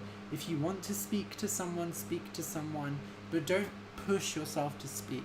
Speak when you're ready, basically. And if you need to, that can help, right? Like if you're on holiday. But don't make yourself do it. Okay. Keep dropping my phone. Taha says, "Hey Ariel, I think you're good at writing stories. I think it would be great if you wrote a horror series." Well, Taha, tomorrow's episode of the main podcast will be a horror story. It's not a horror series, but hopefully you'll enjoy it. Petya asks, have you ever tried to learn Ukrainian?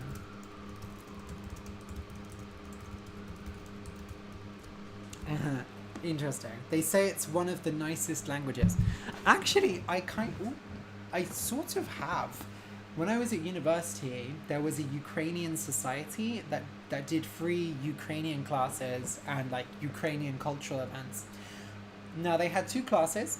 They had a class for complete beginners to Ukrainian, and they had a class for people who had some knowledge of another Slavic language. So maybe Russian or Czech or Slovak or Polish. That's what they said. Now I knew a bit of Czech and I was like familiar with Slavic languages, and I study linguistics, so I asked, do you think I should go in this class with the people who have experience? And they said, yeah, it should be fine. It was not fine, because the teacher, just the whole time, the teacher said, oh, this is like Russian, but change this. Oh, this is just like that word in Russian. Oh, this is just like Russian. I don't know any Russian, so I didn't learn anything, and the teaching was very bad. And when I'm in a bad language class, I hate it. I do not like it at all. So I went to about 2 classes and then I gave up. Okay. Vito asks, what do you think of Stephen King and Edgar Allan Poe? So these are 2 very famous American authors. Stephen King, I've tried to like Stephen King. I've read quite a few Stephen King books. I've read Misery. Oh, I liked Misery. That's the one Stephen King book I really liked. I really liked Misery. But I also read the one about vampires and The Stand. Oh my god, I hated The Stand so much. There's something about his writing I just really don't enjoy. I think I find it too... I don't know. I just don't like his writing. It's not for me, I've decided. Edgar Allan Poe, on the other hand, I do really like, and I have actually used 3 of Edgar Allan Poe's stories on the podcast. The Black Cat, The Pit and the Pendulum, and The Telltale Hearts, but I changed the name to The Heart That Told the Truth. So there are Edgar Allan Poe episodes on the podcast. Okay. Dark says, do you like chewing gum?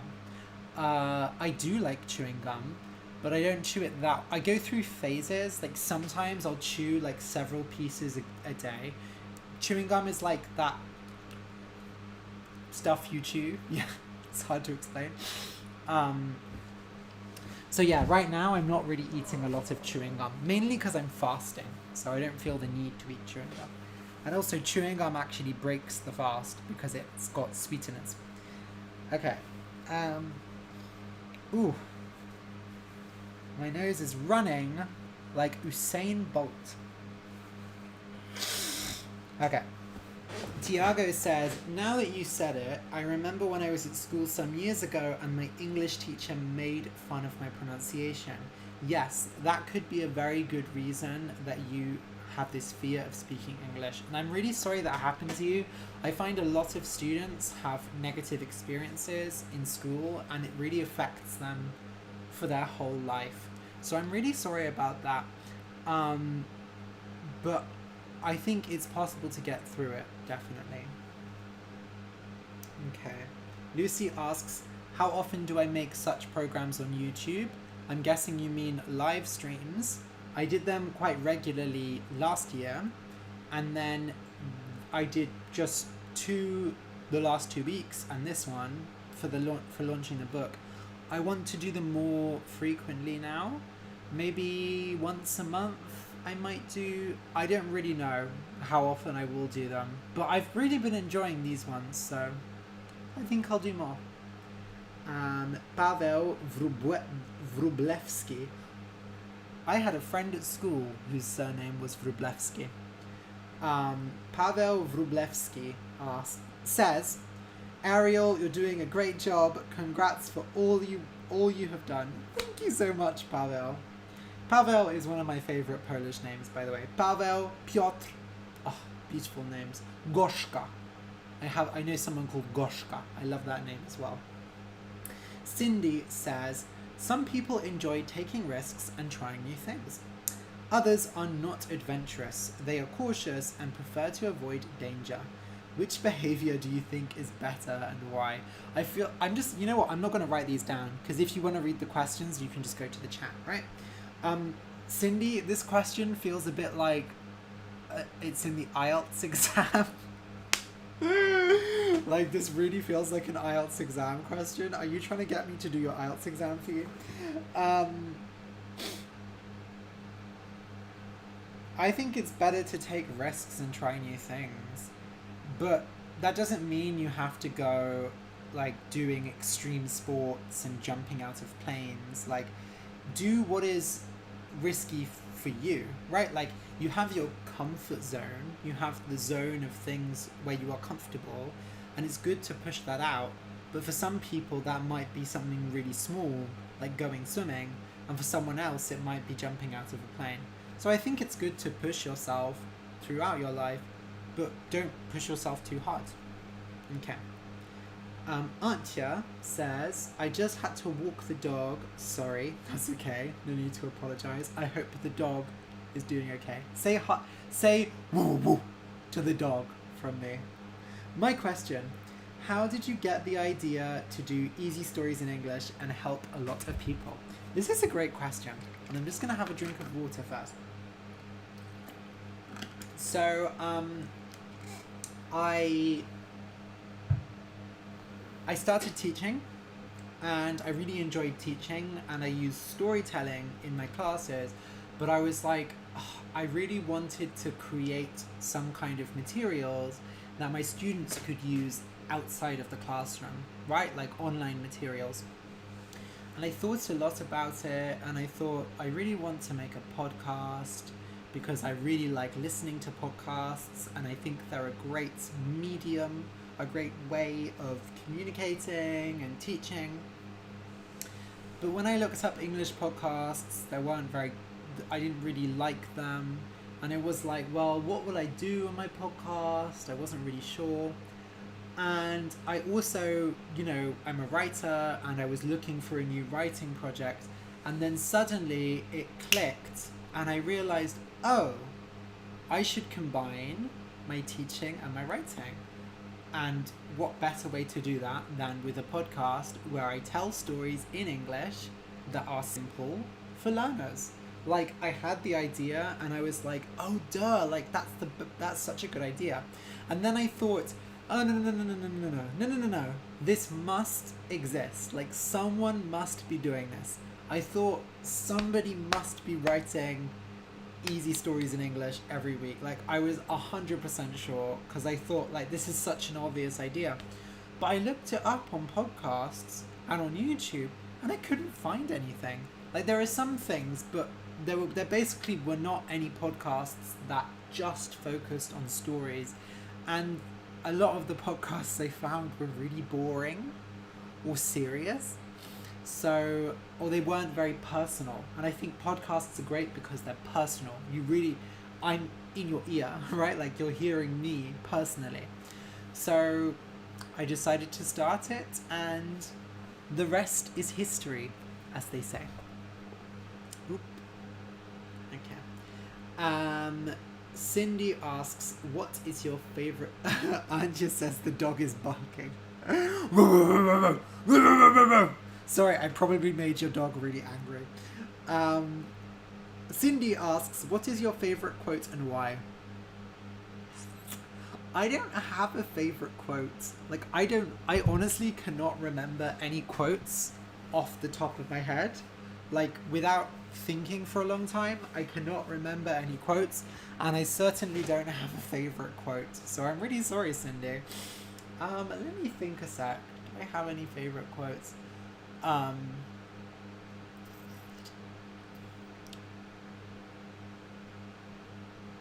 There are definitely things that I say a lot. Like, I'm always saying, when you have fun, you learn more. So maybe that's my favorite quote. Cindy asks, what is my favorite song and why? Oh, that's a difficult question because my favorite song changes about once a week. Right now, I'm not sure what my favorite song is.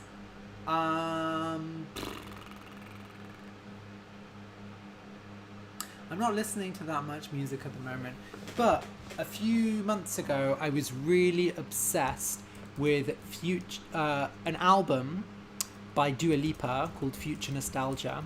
So Dua Lipa is a British pop artist, and I specifically love the song Don't Start Now. That's one of my favourite songs for sure. Maybe one of the best songs this year. I wrote this down and you didn't see. There we go. Don't Start Now by Dua Lipa. Fantastic song. Very, very good. Okay. Sergey asks, hi, would you have been in Russia? I'm not sure. Do you mean, have I been in Russia in the past, or would I like to go? I'll answer both. I have never been to Russia, and I am definitely interested in going, because there's some amazing nature in Russia, and I would love to experience White Night in St. Petersburg. Okay, Petya asks, a frequent question prepared for you. How long should a person learn English a day to make rapid progress? So how long should you study English every day if you want to learn quickly? As much as possible. If you can study 5 hours a day, study 5 hours. If you can study 4 hours a day, study 4 hours. If you can study 3 hours a day, study 3 hours, and so on. If you can spend all day learning English, fantastic. Most people can't do that. And of course, at a certain point, you might get really, really tired. Don't push yourself too much. Like, if you feel exhausted, don't keep pushing yourself.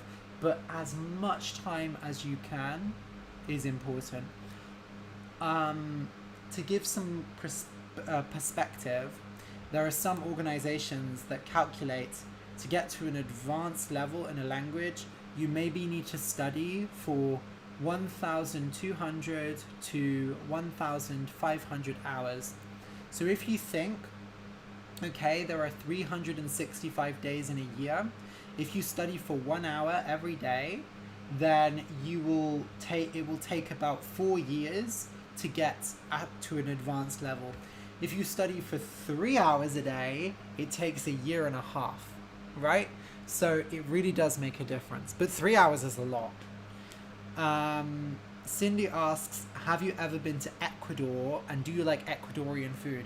I have never been to Ecuador, but my cousins, so my aunt and uncle are Canadian, but they worked in various different countries, and they lived in Ecuador for a while, and then they lived in Colombia, in Bogota, and now they're back in Canada.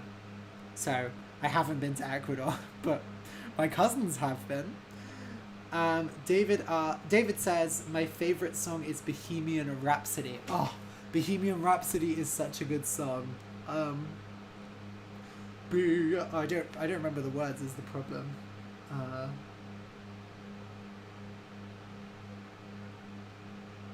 I'm not going to try and sing it because it's a really hard song to sing well. Also, I forgot the words. Okay. Lucy asks, what foreign languages have you learned and which do you prefer? So I have studied, there are lots that I studied and then didn't keep learning. I would say the ones that I've learned seriously are French, German, Spanish, Japanese, Chinese, Esperanto, and Czech. And there are other ones that I've studied, bits of. I don't really have a favorite though, because usually my favorite is whichever one I'm studying the most at the moment. So right now I'm working on my Japanese, so I would say Japanese is my favorite. David says, I'm back. Did you eat the cake already? Yes! I'm so sorry, David. This is what's left of the cake. But I might have another slice in a bit, so don't worry.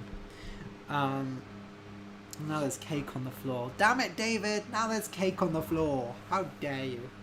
Okay, this has been a great question and answer session, but I think it's time we do another giveaway. Yeah? I bet you're all excited. So, for this giveaway, we have a different question. The question is, in which episode of Easy Stories in English is there a talking sausage? The first person to guess correctly will win a copy of all the levels of my book. So go to I'm just typing it now, easystoriesinenglish.com/ let me just check I've got this right. Oh my god, I just realized we were going to do a reading and I completely forgot. We'll do the reading after a break. Pair. easystoriesinenglish.com/pair. That's easystoriesinenglish.com/pair. Okay. Let me just show you that. Yeah, so go to easystoriesinenglish.com/pair and there you can answer the second giveaway question. So this one is a bit harder. So, which episode of Easy Stories in English has a talking sausage in it? The first person to correctly guess will win a paper copy of all of my books, just like before. And yeah, I'm really excited. Let's see if anyone's answered. Okay. Someone gave a number. I would actually prefer the title of the episode and not the number. Oh my god. No, you can't, don't give a number, okay? If you're answering with numbers, don't give a number. Give me the name. I want the name of the episode, okay? Mainly because I'm too lazy to check which number it was. Give me the full name. Don't worry if you answered already, you can answer again, okay? Just open the link again and you should be able to answer it twice, okay? While you all think about that, ooh, Alicia, don't write it in the chat.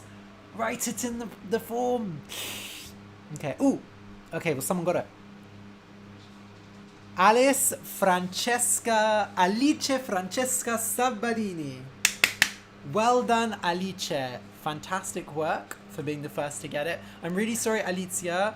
I don't know if you were first, but Alice was the first one to write it in the form.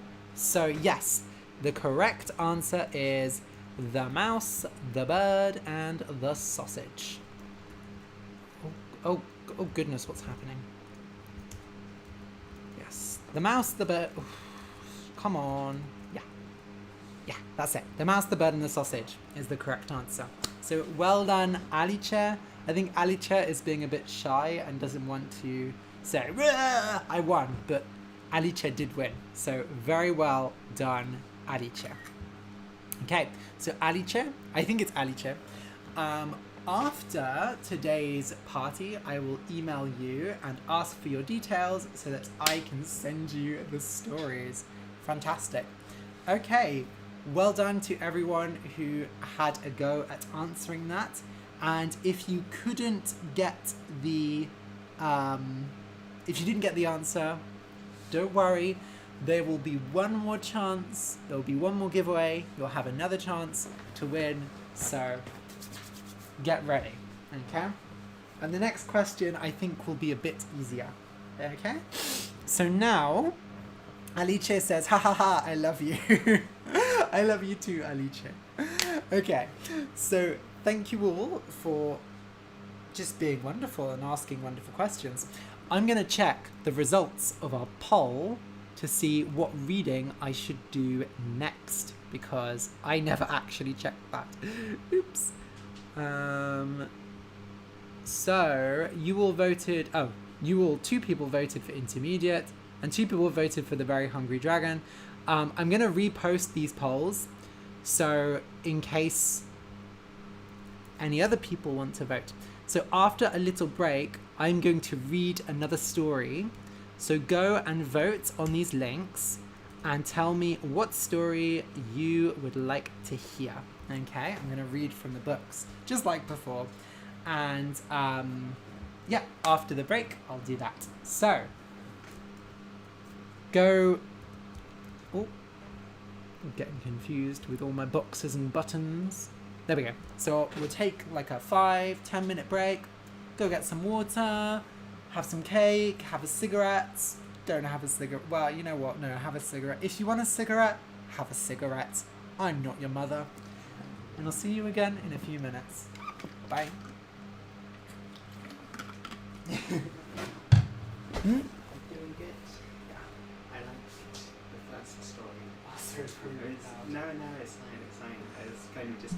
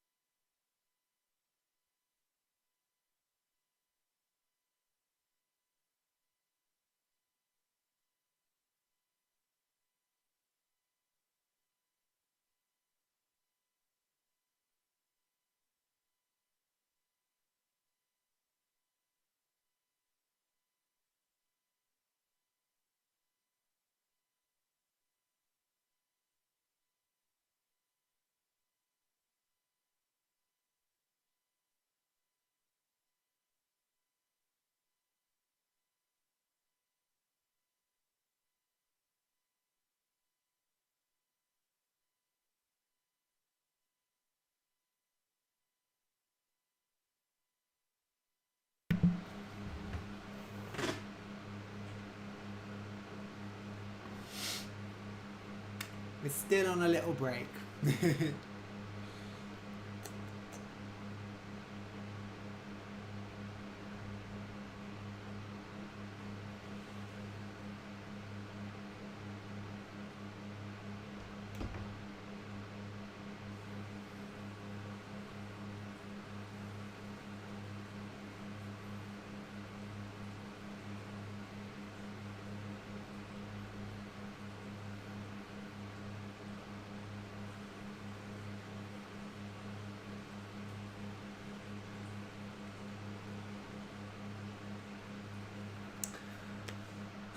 hope you're all having a lovely break as well.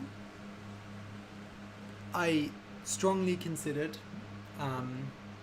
having more cake. By the way, I opened the curtains in my bedroom because it's not really hot now, so we have more natural light, which is nice. But yeah, I strongly considered having more cake, but I decided I'm not going to do it. Okay, let's just have a see if you've all answered, or if more of you have answered the poll.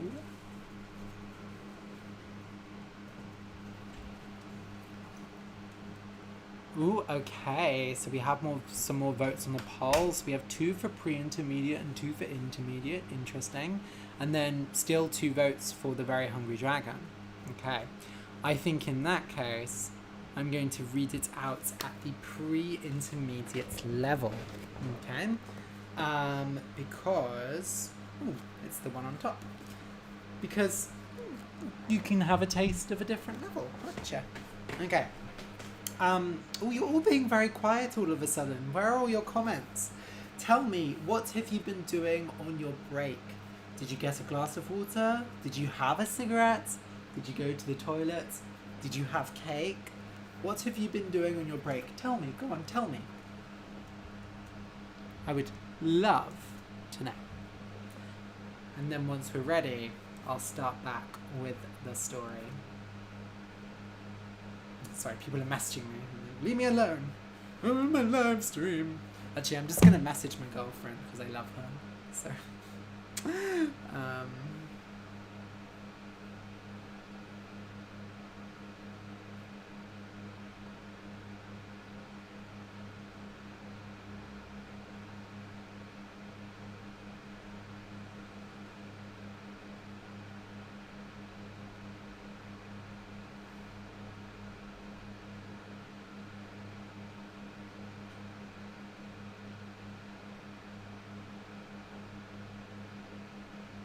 okay, Josh says he had dinner. What did you have for dinner? Give me all the details. You know I love talking about food. Tiago says I was checking my messages. Classic. Okay, I think it's about time for a bit more story time. Oh my god, okay. I'm gonna drop water all over myself. We'll just have one last check of the polls to see if anything has changed, but otherwise I will get on with the reading. Josh had soup and dolma. Is dolma bread? I've never had dolma, but it sounds delicious. Ooh, okay, pre-intermediate is definitely winning. Okay, we're doing pre-intermediate. Let's go. So, the Very Hungry Dragon. Okay. Jace asked, how much water do you drink in a day? A lot. I drink a lot of water. Probably like 2.5 of these. Maybe more. Especially in this kind of weather. Okay. So we're going to do the Very Hungry Dragon pre-intermediate level. Okay? The Very Hungry Dragon. Once there was a very hungry dragon called Grella. Every day she ate 5 meals. For breakfast, she had 10 bananas, 5 fried eggs, and 3 slices of toast. For her 11 o'clock snack, she had 20 chocolate biscuits and 3 cups of tea. For lunch, she had 20 bowls of soup and 30 loaves of bread. After lunch, she was very tired, so she slept for an hour, and when she woke up, she had a jar of pickles because she loved the salty taste. Finally, for supper, she had a roast pig covered with honey and herbs. This was all very well and good. After all, Grella was a dragon, and dragons are almost always hungry. But it was strange, because Grella never ate jewels. I don't understand, said Grella's mother. Soup and pickles and pig are all good, but you need some jewels. Jewels have important vitamins in them. But Grella hated jewels. They were hard, and they didn't taste of anything. At every meal, her mother gave her a plate of jewels, but she never ate them. When her mother made her eat them, she hid them in her cheeks and spat them out later. Her mother even tried changing how the jewels looked. She made a tomato out of rubies. She made a cucumber out of emeralds. She made an aubergine out of amethysts. But Grella smelled each one of them and knew they were not the right food and threw them on the floor. One day, Grella's mother got tired of her always saying no. Grella, if you don't eat your jewels, then you can't eat anything else. She took away the bananas and the eggs and the bread and the biscuits and the pickles. She filled every cupboard with fresh, shiny jewels, and for every meal, the family had only jewels. Now eat your dinner, Grella. Grella looked at the plate of emeralds in front of her. I won't. She flew to her room and shut the door behind her. For a few days, she continued like this. She hid in her room, ignoring the plates of jewels that her mother left outside her door.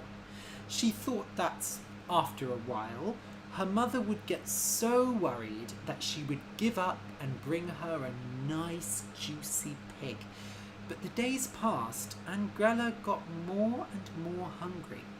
Finally, she could not stop herself, and one night she crept out into the kitchen. She picked up an emerald and looked at it. It just looked so strange. It looked like something you would decorate your body or your house with, not something you would eat. But all the other dragons in the world ate them. Grella's stomach rumbled. She put the emerald in her mouth and bit it. She chewed and chewed until the emerald turned into dust. Then she swallowed it and went, ugh! It tasted awful, but it dealt with her hunger. So she ate another, and then another.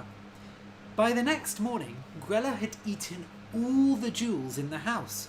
Her mother was very happy. Wonderful, just wonderful. Wait here, Grella. I'll go out and fetch some more jewels for breakfast. Her mother brought 3 baskets of jewels back with her, stolen from some king's castle.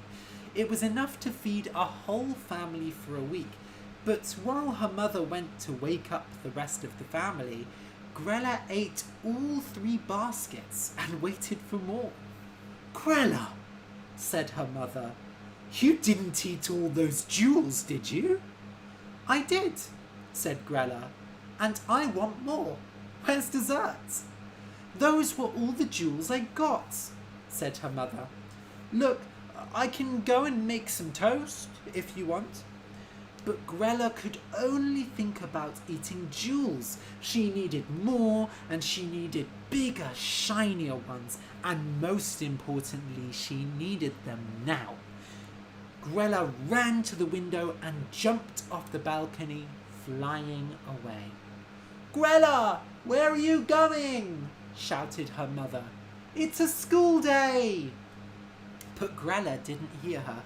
She flew through the air, and in the distance she smelled jewels. She followed the smell, flying over the rough, sharp mountains where they lived, until she found a merchant road. There, down below, was a cart from a faraway land. Grella's family had taught her to be a good dragon. She knew that it was bad to kill humans, because then they would come and kill dragons. But that didn't mean she couldn't have a bit of fun. She flew down and pulled the roof off the cart. The human merchants saw her and screamed, running away and leaving their goods. Grella laughed and picked up the cart in her hand. She emptied it into her mouth and chewed the jewels into a delicious mix and swallowed them all in one go. Grella understood now. Her mother had been right. Jewels were amazing. They made her feel wonderful inside, like there was a party going on inside her stomach. Grella gave a big, loud burp and flew off to find more food.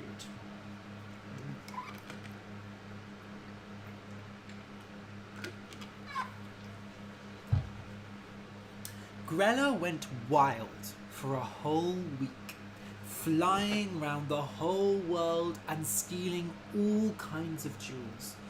People soon found out about her behaviour. Young dragons started stealing thousands of jewels from humans. Of course, all the adult dragons disagreed with this behaviour. Grella was giving them a bad reputation and putting herself in danger. Besides, she should really be in school. Finally, after eating so many jewels, she grew fat and heavy. And feeling satisfied, she flew home to take a nice long sleep. But her mother had different ideas. "Grella, how dare you! Didn't you want me to eat jewels? Not like this. I've been so worried about you, and besides, now everyone is talking about our family and saying nasty things. It was very bad of you." Grella's mother kept shouting, but Grella didn't listen to her. She suddenly felt very tired, and she couldn't stop herself from closing her eyes. When she woke up, it was night. She had no idea how long she had been asleep, but she was sure it had been a very long time. She knew this because her stomach was rumbling, which meant it was time to go and eat some jewels. Grella went to the kitchen and opened the fridge. No jewels there. So she went and opened the cupboards. No jewels there either. She looked in the freezer. No jewels there. She searched the whole house and even crept into her parents' bedroom to look around while they were asleep, but she couldn't find a single jewel anywhere. She did find something in her brother's room, though. Under the bed, he had a secret collection. He hated the diet their mother had put them on, and he had hidden away lots of human foods, pickles and biscuits and chocolate and bread and tins of all sorts of soup. Grella pulled the food out, put it on the kitchen table, and looked at it. They didn't shine like jewels. They had funny smells. Some were hard, but some were really soft. They had all sorts of different colours. Slowly, she picked up a chocolate biscuit and tried it. Oh, how she had missed that taste! Grella started to eat, and by the time her parents woke up, she had eaten almost everything. She lay down on the floor and gave a big, happy burp. "Oh, my daughter!" cried her mother. "My daughter is back!" She went and hugged Grella, and the young dragon felt a bit sick. "I don't understand you," she said, annoyed. "First you want me to eat jewels, then you shout at me for it, and now you're happy that I'm eating other food." I know. I'm sorry. I should have never made you change." She started crying and hugged Grella again. Mothers were so confusing. "My food!" cried Grella's brother. "Grella, how could you?" "Don't worry," said their mother, drying her eyes. "From now on, we will have all kinds of food in this house. There will be jewels for those who want them, and human food as well." And so everything went back to normal. Every day, Grella ate 5 meals. For breakfast, she had 10 bananas, 5 fried eggs, and 3 slices of toast. For her 11 o'clock snack, she had 20 chocolate biscuits and 3 cups of tea. For lunch, she had 20 bowls of soup and 30 loaves of bread. After lunch, she was very tired, so she slept for an hour, and when she woke up, she had a jar of pickles because she loved the salty taste. Finally, for supper, she had a roast pig covered with honey and herbs. Oh, and she still ate jewels sometimes, just for variety. The end. Oh my god, I love that story. Thank you so much for listening. Let's see what your comments are. That's actually one of my favourite stories from the podcast. Maybe because it was one of the first stories that I wrote myself. And it was my first time trying to write like a classic fairy tale. Also, I just love dragons, so I was always going to enjoy it. Alright, let's see what you're saying. Josh says dolma is Turkish food. That was from before. What did you think of the story? Josh says he loved it. Thank you, Josh. I just really like dragons, if I'm being honest. Who doesn't like dragons, honestly? Cindy says, thank you so much for reading for us. I love your beautiful voice. Oh, thank you, Cindy. I'm just thinking, what should we do for the rest of the live stream? Because we've got... Oh yeah, I remember what I'm going to talk about. Okay. Let's see if there are any more comments. Tiago says, I like dragons too, but I like sharks the most.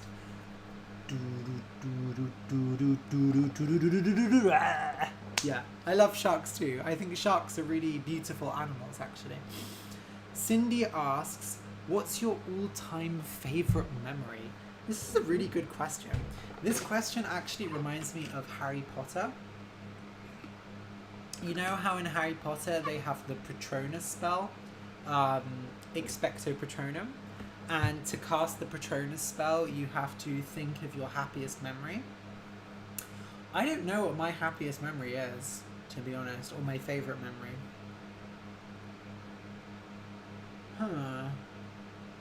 Oh.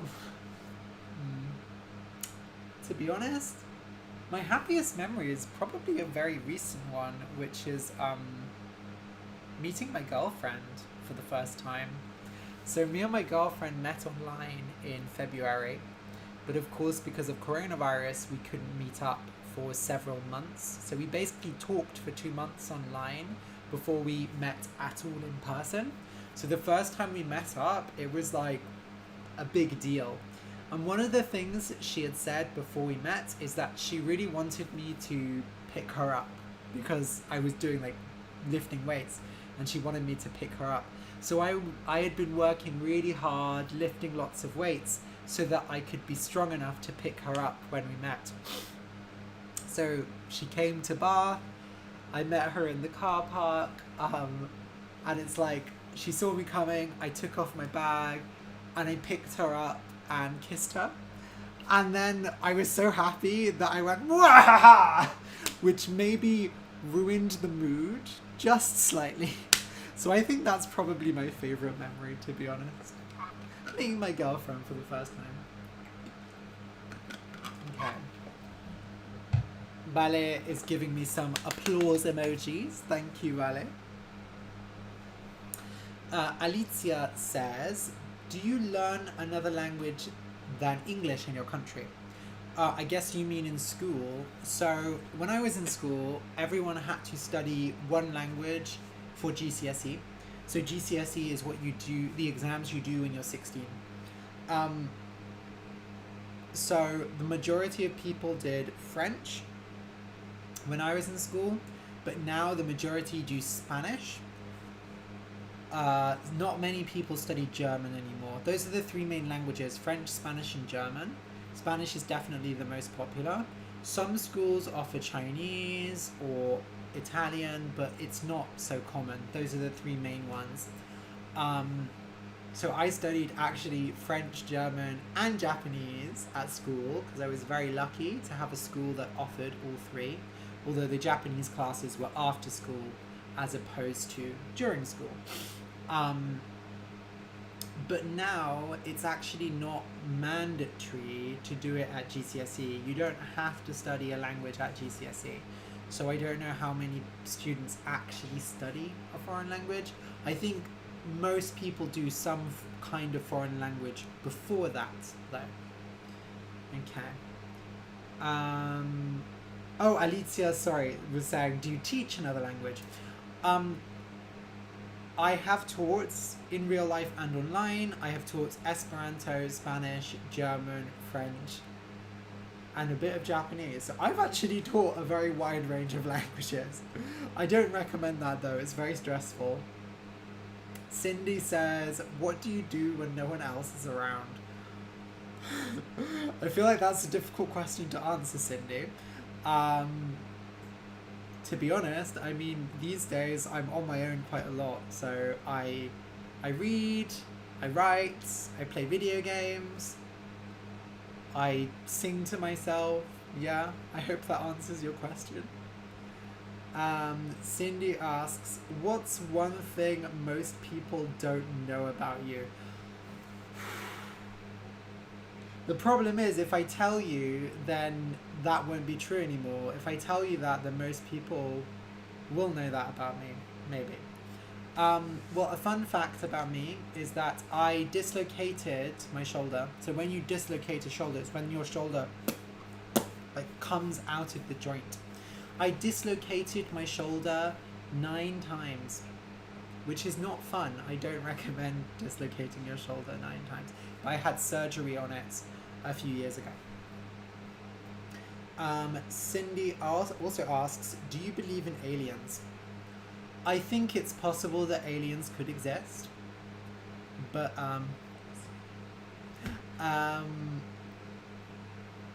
don't know if they do. I'm not like, maybe they exist, maybe they don't. I don't have strong feelings about aliens, I guess, is my answer. Josh asks, what do you think about Esperanto? Well, I'm a fluent speaker of Esperanto. If you don't know what Esperanto is, by the way, I recommend going, there is a specific podcast episode, The Boy Who Hoped, that's all about Esperanto. So I will give the link to that now, because if you're not sure about Esperanto, this will give you some information. Basically, Esperanto is a constructed language designed for international communication, but it's really just like a small community of people who speak it these days. So I like Esperanto because I've made a lot of friends through Esperanto, I've traveled to lots of fun events, I've done a lot of online stuff through it, so it's really been a great thing for me in my life. Cindy asks, if you were president, well, I guess I would be prime minister, right? Because in the UK we don't have a president, we have a prime minister. What's the first thing you would change in your country? I guess you mean your country. I would change everything. Are you joking? I would use all of the budget on language teaching. It would just be, that would be the only thing the budget would be spent on. I would get rid of all of the military budgets. We don't need the army, we don't need tanks, we don't need weapons, and just spend it all on teaching, and get really good, education. I don't know, I would be a very bad prime minister. Okay. Paolo says, ciao, hi, ciao. Paolo is someone I used to teach, and I always say, ciao, Paolo. Alicia says, could you tell me how I can get a lesson with you on italki? The answer, Alicia, is you cannot get a lesson with me on italki because I'm actually taking a break from teaching on italki. So I'm not going to be teaching there for at least 6 months. I've basically just taken a break because I was getting very stressed with teaching and my schedule, because when I teach, I have the classes at different times, and switching between the classes and the podcasting was actually stressing me out a lot. And so I decided to just take a break and focus on writing and podcasting for the moment. Josh asks, how should languages be taught in schools? Well, basically, the way I teach is a method called TPRS. TPRS stands for, it means teaching proficiency through reading and storytelling. Okay, so I'm just going to write that down. Teaching proficiency.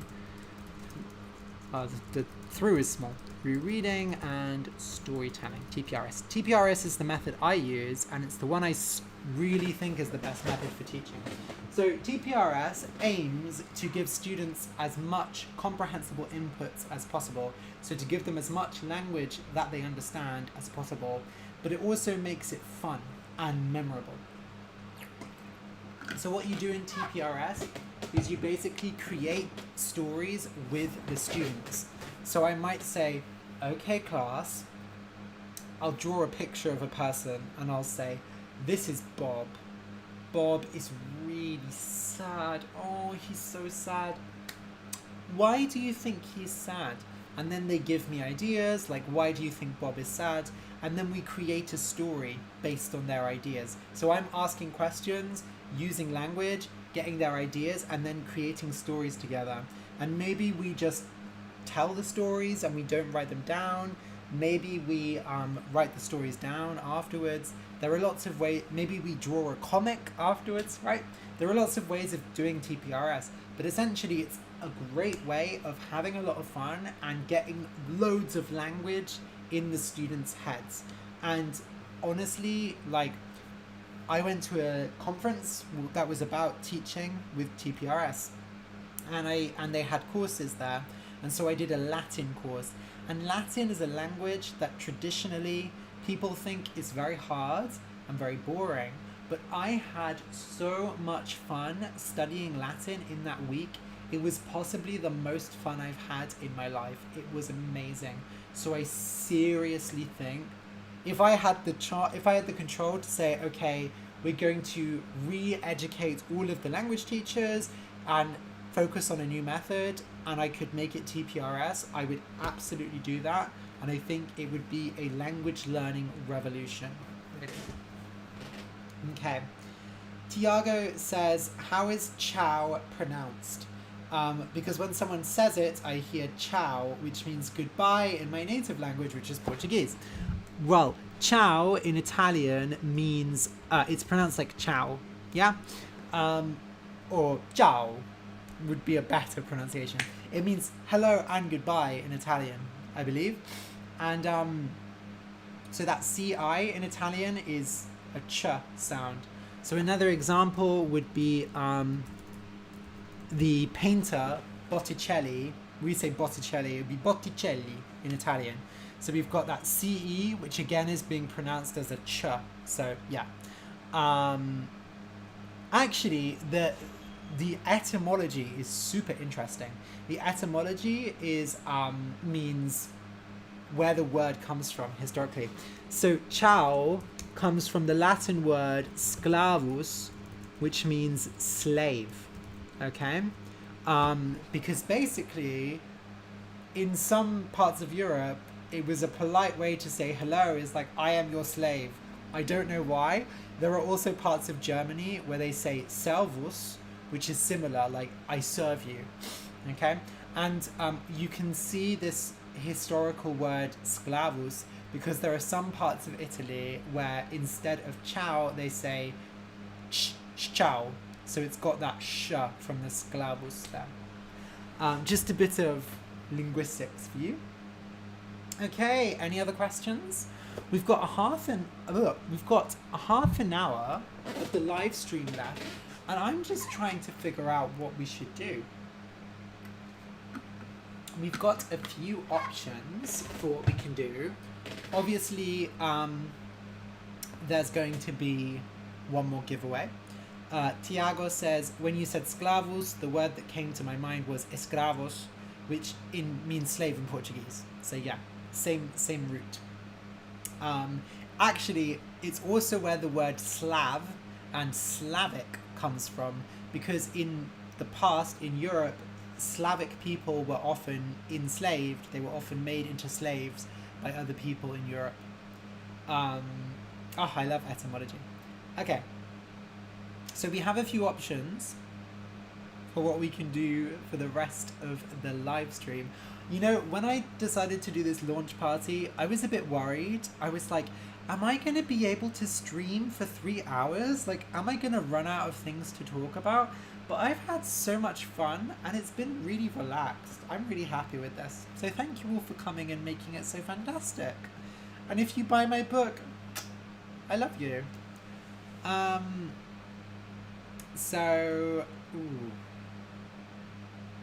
I was thinking about maybe talking about our favourite books, and I've got my favourite book here to discuss.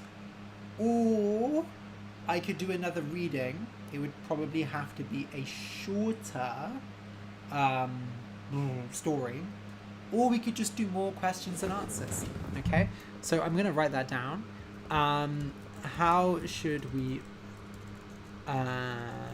what should we do next? Okay? Talking about our favourite books, and I've got mine to show you and to talk about. Questions and answers, or another live reading from the Easy Stories in English book. So I would probably do a shorter story, but yeah. Let me know what you would like for the rest of the live stream. Okay. Yeah, Diago also likes etymology. It's really fun. It's really interesting. Oh my god, my favourite etymology in English is you know the words lord and lady? So these are very formal words for like a specific type of noble in society. So basically a really rich person in society. Lords and ladies. It comes from, the word lord comes from the Old English word llaward, which literally means bread ward. So the person who protects the bread, because the lord was the person who gave food to everyone and protected different people. And then the word lady comes from the word hlawadia, which means the person who kneads the bread. So knead, K-N-E-A-D, is when you know when you make bread, you put all the ingredients together and then you push it and you pull it and you roll it. That's kneading. So the lady, the hlawadia, was the person who kneaded the dough to make the bread. And that's where the words lord and lady come from. I think it's really interesting. Okay. Magdalena likes the first option, so does Josh. Hello Adrian, I am from Japan. Oh, maybe you meant Ariel. My name's Ariel. Love your podcasts, listen every day while driving to work. Fantastic, thank you for coming. Yeah, brilliant. I have been thinking a lot about visiting Japan again recently. At some point in the next few years, I'm going to visit Japan with my girlfriend, so that's exciting. Okay, I'll just wait a bit more, but it sounds like people want us to talk about our favourite books. Speak now or forever hold your peace. That's what they say when two people are getting married. It's like, speak now or forever hold your peace. And then if someone thinks they shouldn't be getting married, they go, I object, like in a film. Hopefully none of you are objecting. Fernando, okay, is your name. Fernando, are you from Japan originally? Because that's not a very Japanese name. I'm guessing you moved to Japan. Although if you're Japanese and you're called Fernando, that's cool. Okay, let's talk about our favourite books. Or rather, I'm going to talk about my favourite book, and I invite you to comment and tell me about your favourite book as well. My favourite book is Easy Stories in English. I'm joking, it's not. My favourite book is this book, Wicked, okay, by Gregory Maguire, okay? And you can see from the spine, I have read it about 4 times, so it really is my favourite book. Oh, oh, it has such a good smell. So what is Wicked about? You might know the film or the book, The Wizard of Oz. The Wizard of Oz is a very famous book and film. And it's about a young girl called Dorothy who goes to this magical land called Oz. And in The Wizard of Oz, there is this evil witch. So a witch is like an evil woman who goes, yeah? The Wicked Witch of the West, okay? And in the film, Dorothy throws a bucket of water on her and she dies. So Wicked is basically a retelling of The Wizard of Oz. So it's The Wizard of Oz, but from the perspective of the Wicked Witch of the West. So we find out all about the Wicked Witch of the West's life, how she grew up, where she comes from, the difficulties she faced. There's also a famous musical based on the book, Wicked the Musical, which has the song, I think I'll try defying gravity. Kiss me goodbye, I'm defying gravity, and soon I'll match them in renown. Yeah, that's like the famous song from Wicked. But the musical and the book are very different. The book is much darker than the musical. It's much more serious. It's really a book for adults, I would say. I discovered it through the musical first. I found out about the musical first and I really loved the music. But when I looked up the book, I just instantly fell in love because I think it's such a cool story.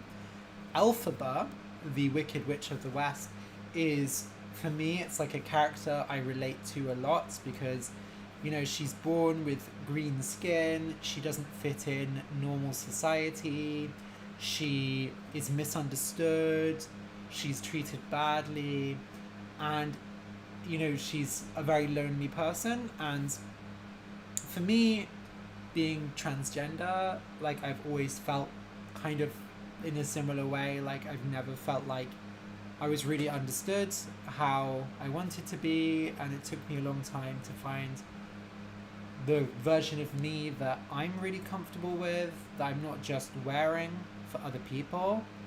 And yeah, this book really speaks to me.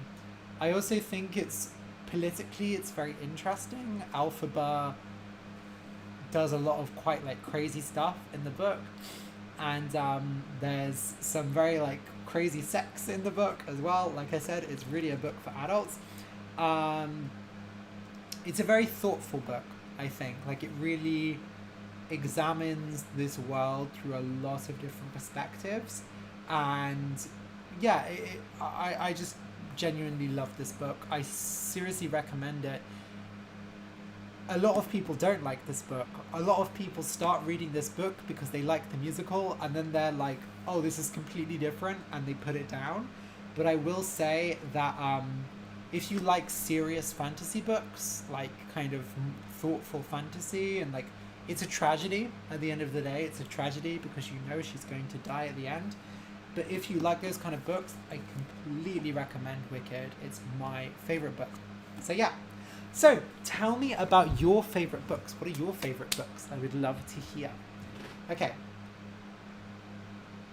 Ancha says, you have to visit Japan because it's my favorite place.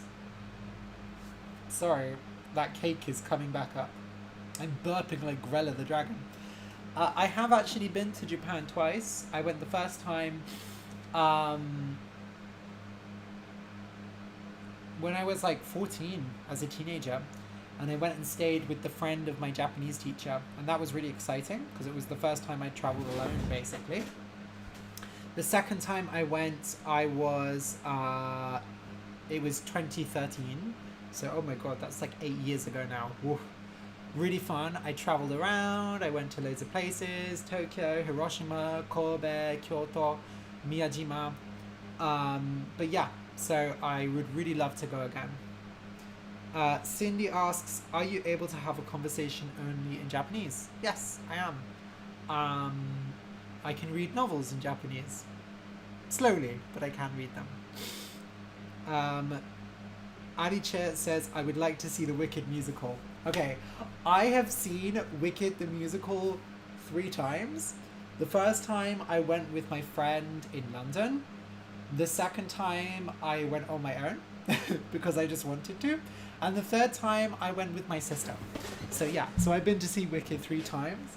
What's cool is Wicked is so successful that it's been translated into lots of different languages. So there was one point where I could sing all of the songs from Wicked in English, German, and Japanese.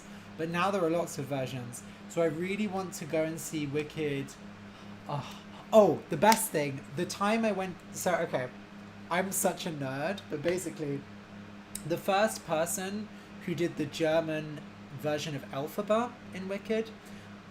so the first actress who played this character in the German musical is a Dutch actress called Willemijn Verkijk, and I really love her. I think she is an amazing singer and a really good actress.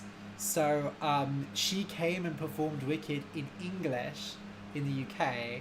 So I went and saw her, and that was like dream come true. But I would love to see her performing in Dutch or German as well. And I would love to see Wicked in Japanese as well. Oh my god, I love Wicked so much. Okay. Cindy says, you sing so well. Thank you, Cindy. I sing okay. I think I did well considering how much I've been talking and I haven't warmed up at all. But generally, my singing's okay.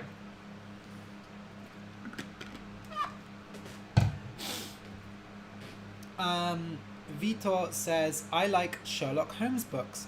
I'm going to tell you a secret. I have never read Sherlock Holmes. I feel like I probably should have because it's like a British classic, but I've never read it. So yeah. Vitor, do you recommend any specific Sherlock Holmes books? Let me know. Cindy says, my favorite book is Pastillas para el Alma. Ooh, I haven't heard of one. Let me Google that. That's an interesting title. Pastillas para el Alma. So it's like heart pills. Libro. Huh. Okay. Finding it... Is it poetry? I'm finding it hard to find. Chase says, make an Easy Stories in English musical. Oh my god. I can't because that needs a lot of money and I've never written music before, so I would not be good at that, but that would be so much fun. Like, oh my god, what would maybe Doggo and Kitty the musical? Wouldn't that be so cute? Oh my god, okay. Okay. Ancha says, I love the writer T.C. Boyle. His new book is called Talk to Me. It's great. Ooh, I don't know T.C. Boyle either. It sounds like crime fiction, maybe? T.C. Boyle.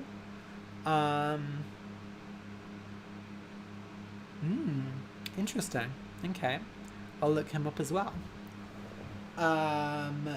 Vitor says, Vitor recommends A Study in Scarlet for the first Sherlock Holmes book. Thank you very much.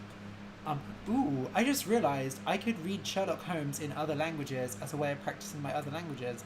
I don't know why I didn't think of doing that before. That's a really good idea. I think I'll do that. Okay. Any more favorite books to tell me? If not, I think it's time for the third and final. Unfortunately, all things have to come to an end. But I think it's time for the third and final giveaway. So, this time, the giveaway question is, the question that you need to answer to win a copy of my books. Now, don't write it in the chat. I will give you a link to a form where you should write it. Don't write it in the chat, okay?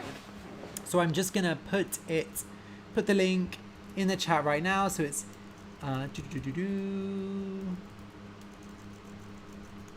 Easy Stories. Let me put it on let me put it on the screen. That would make sense, wouldn't it?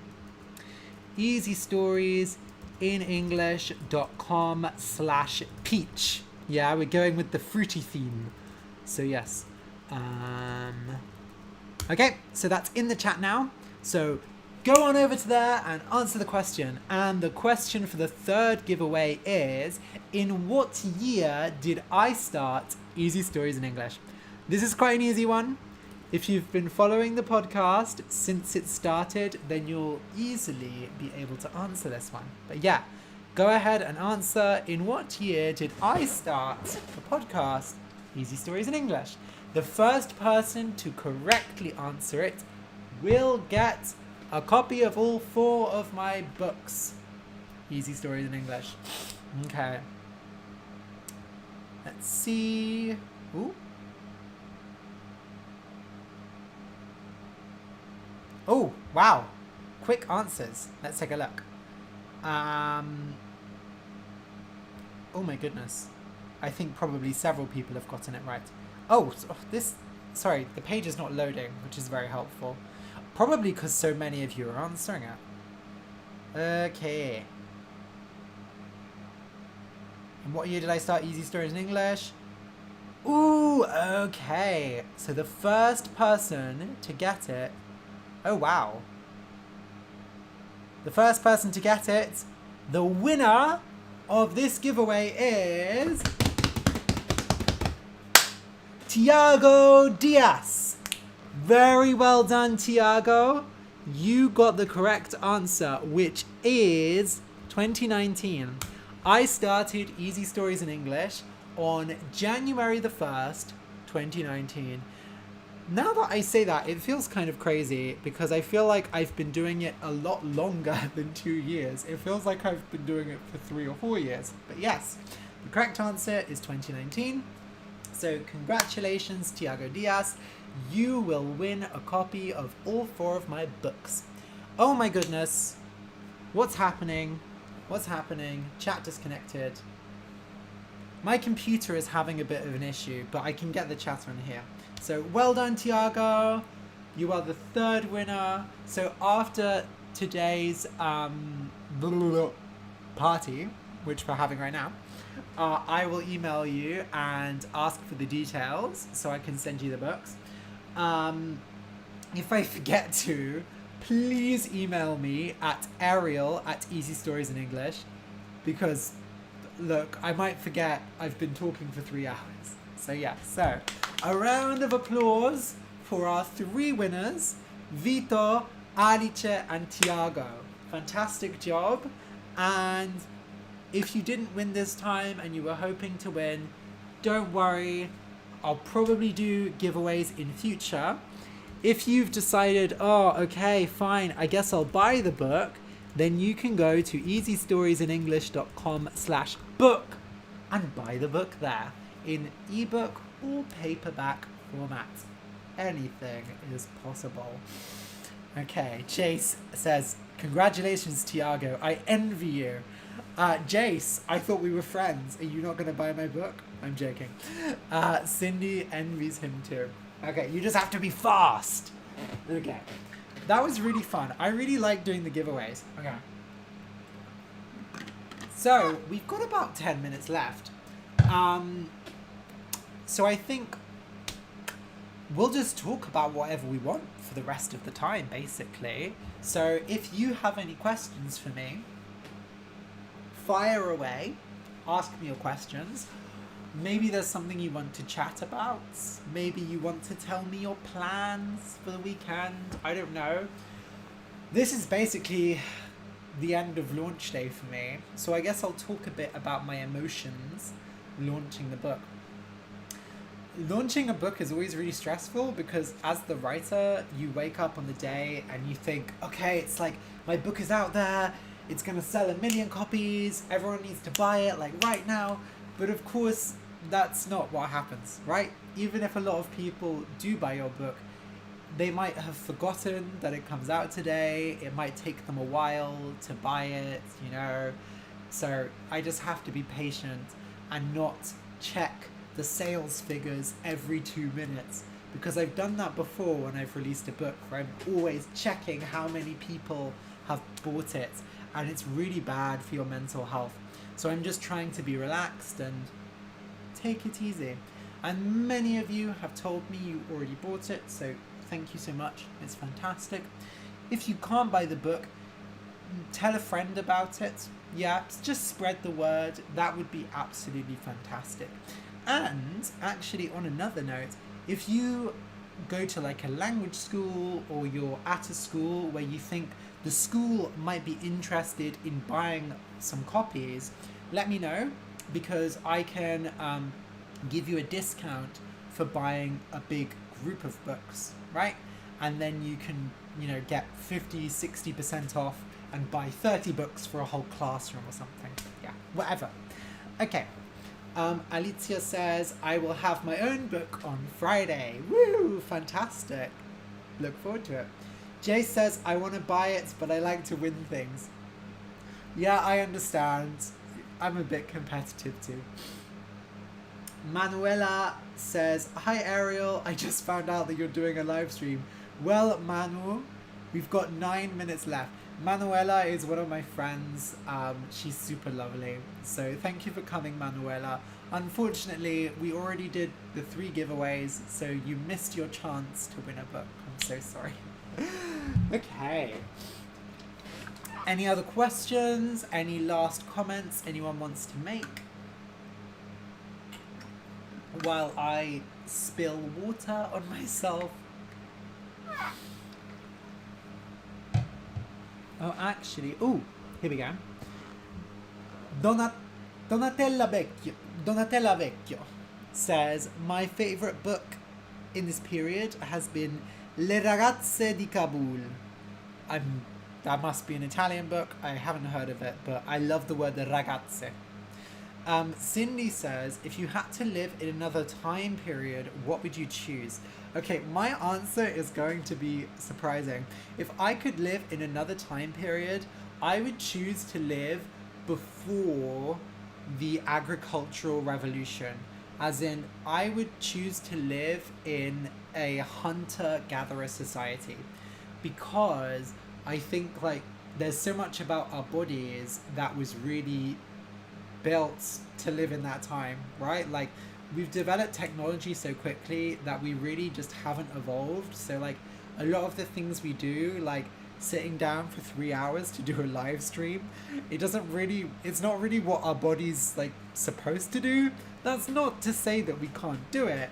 It's just I think the hunter-gatherer societies would be, the people were very fit and healthy, and yes, they died from diseases and wild animals, but it just, it seems like a good life. I don't know. Less responsibilities to worry about, Jace asks, will you do more giveaways in the future? Probably. I'm not going to say yes, because I don't want everyone to just be like, oh, well, I'll just win one, There might be giveaways. I'm not sure. I'm planning. I've got different ideas. Depending on how the launch goes, I've got different ideas for how to move forward with the books. Alicia, I'm going to turn this fan off. It's too much. Oh, and now my computer fan is like, hello. Okay. Alicia says, oh, God, I've had that fan on the whole time, and now I'm like, oh, I'm so loud. Alicia says, I'm so happy because your book will be my first English book. I've listened to your podcast, almost all the stories for beginners. Fantastic, Alicia. Well, I'm actually honoured to be your first English book, and hopefully it will be a really positive experience, and it shall be the first of many to come. Cindy asks, who was your very first crush? Now that would be kissing and telling, wouldn't it, Cindy? I'm not sure if I can say that. To be honest, I don't... This is kind of a personal answer, but basically, I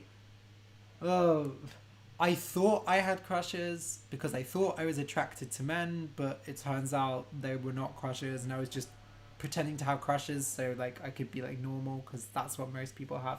My current crush is definitely Brienne of Tarth from Game of Thrones. The actress is Gwendolyn Christie. She is beautiful, amazing, strong, powerful. Cindy says, what's the luckiest thing that's ever happened to you? This podcast, I think. Oh, I love you all so much. Okay, Alicia says, I hope someday I will write my own story for you. Now I'm a beginner, so I have to wait a bit. Aww. Well, if you do, if any of you want to write a story, you can email it to me, and sometimes I put them on the podcast. I don't always put them on the podcast because it depends, sometimes it's not my kind of story that I like having. But yeah, definitely feel free if you want to send your stories to me at ariel@easystoriesinenglish.com. Hi, Lord Frog. Oh, you came in the last 4 minutes. Jace says, if you ever want to make a musical, please call me. Also, I want to meet Alejandro the Dragon. I completely forgot. Let's go meet Alejandro.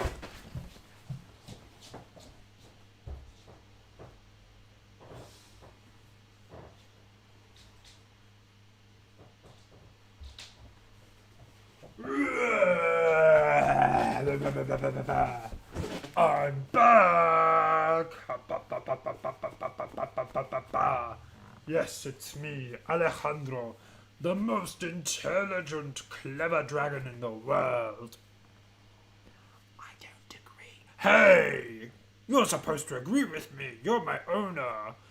Sorry, Alejandro. I just think there are better dragons. Don't eat me. Honestly, Alejandro, you can't eat everyone every time they disagree with you. Can't I? No! Honestly. So yeah, Alejandro came back for a bit. Alejandro will have to be in the musical. I don't know if he'll be a very good singer though, to be honest. Alejandro, can you sing?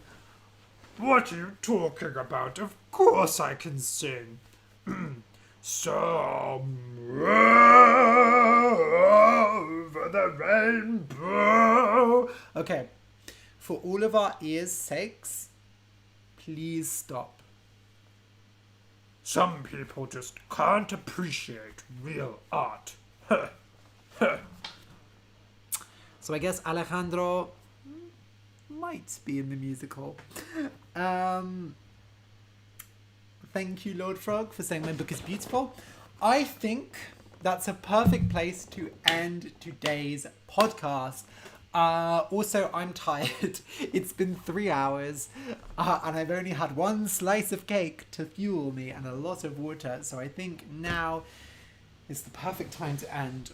Oh my god, this has been such a fun party. I have had so much fun today.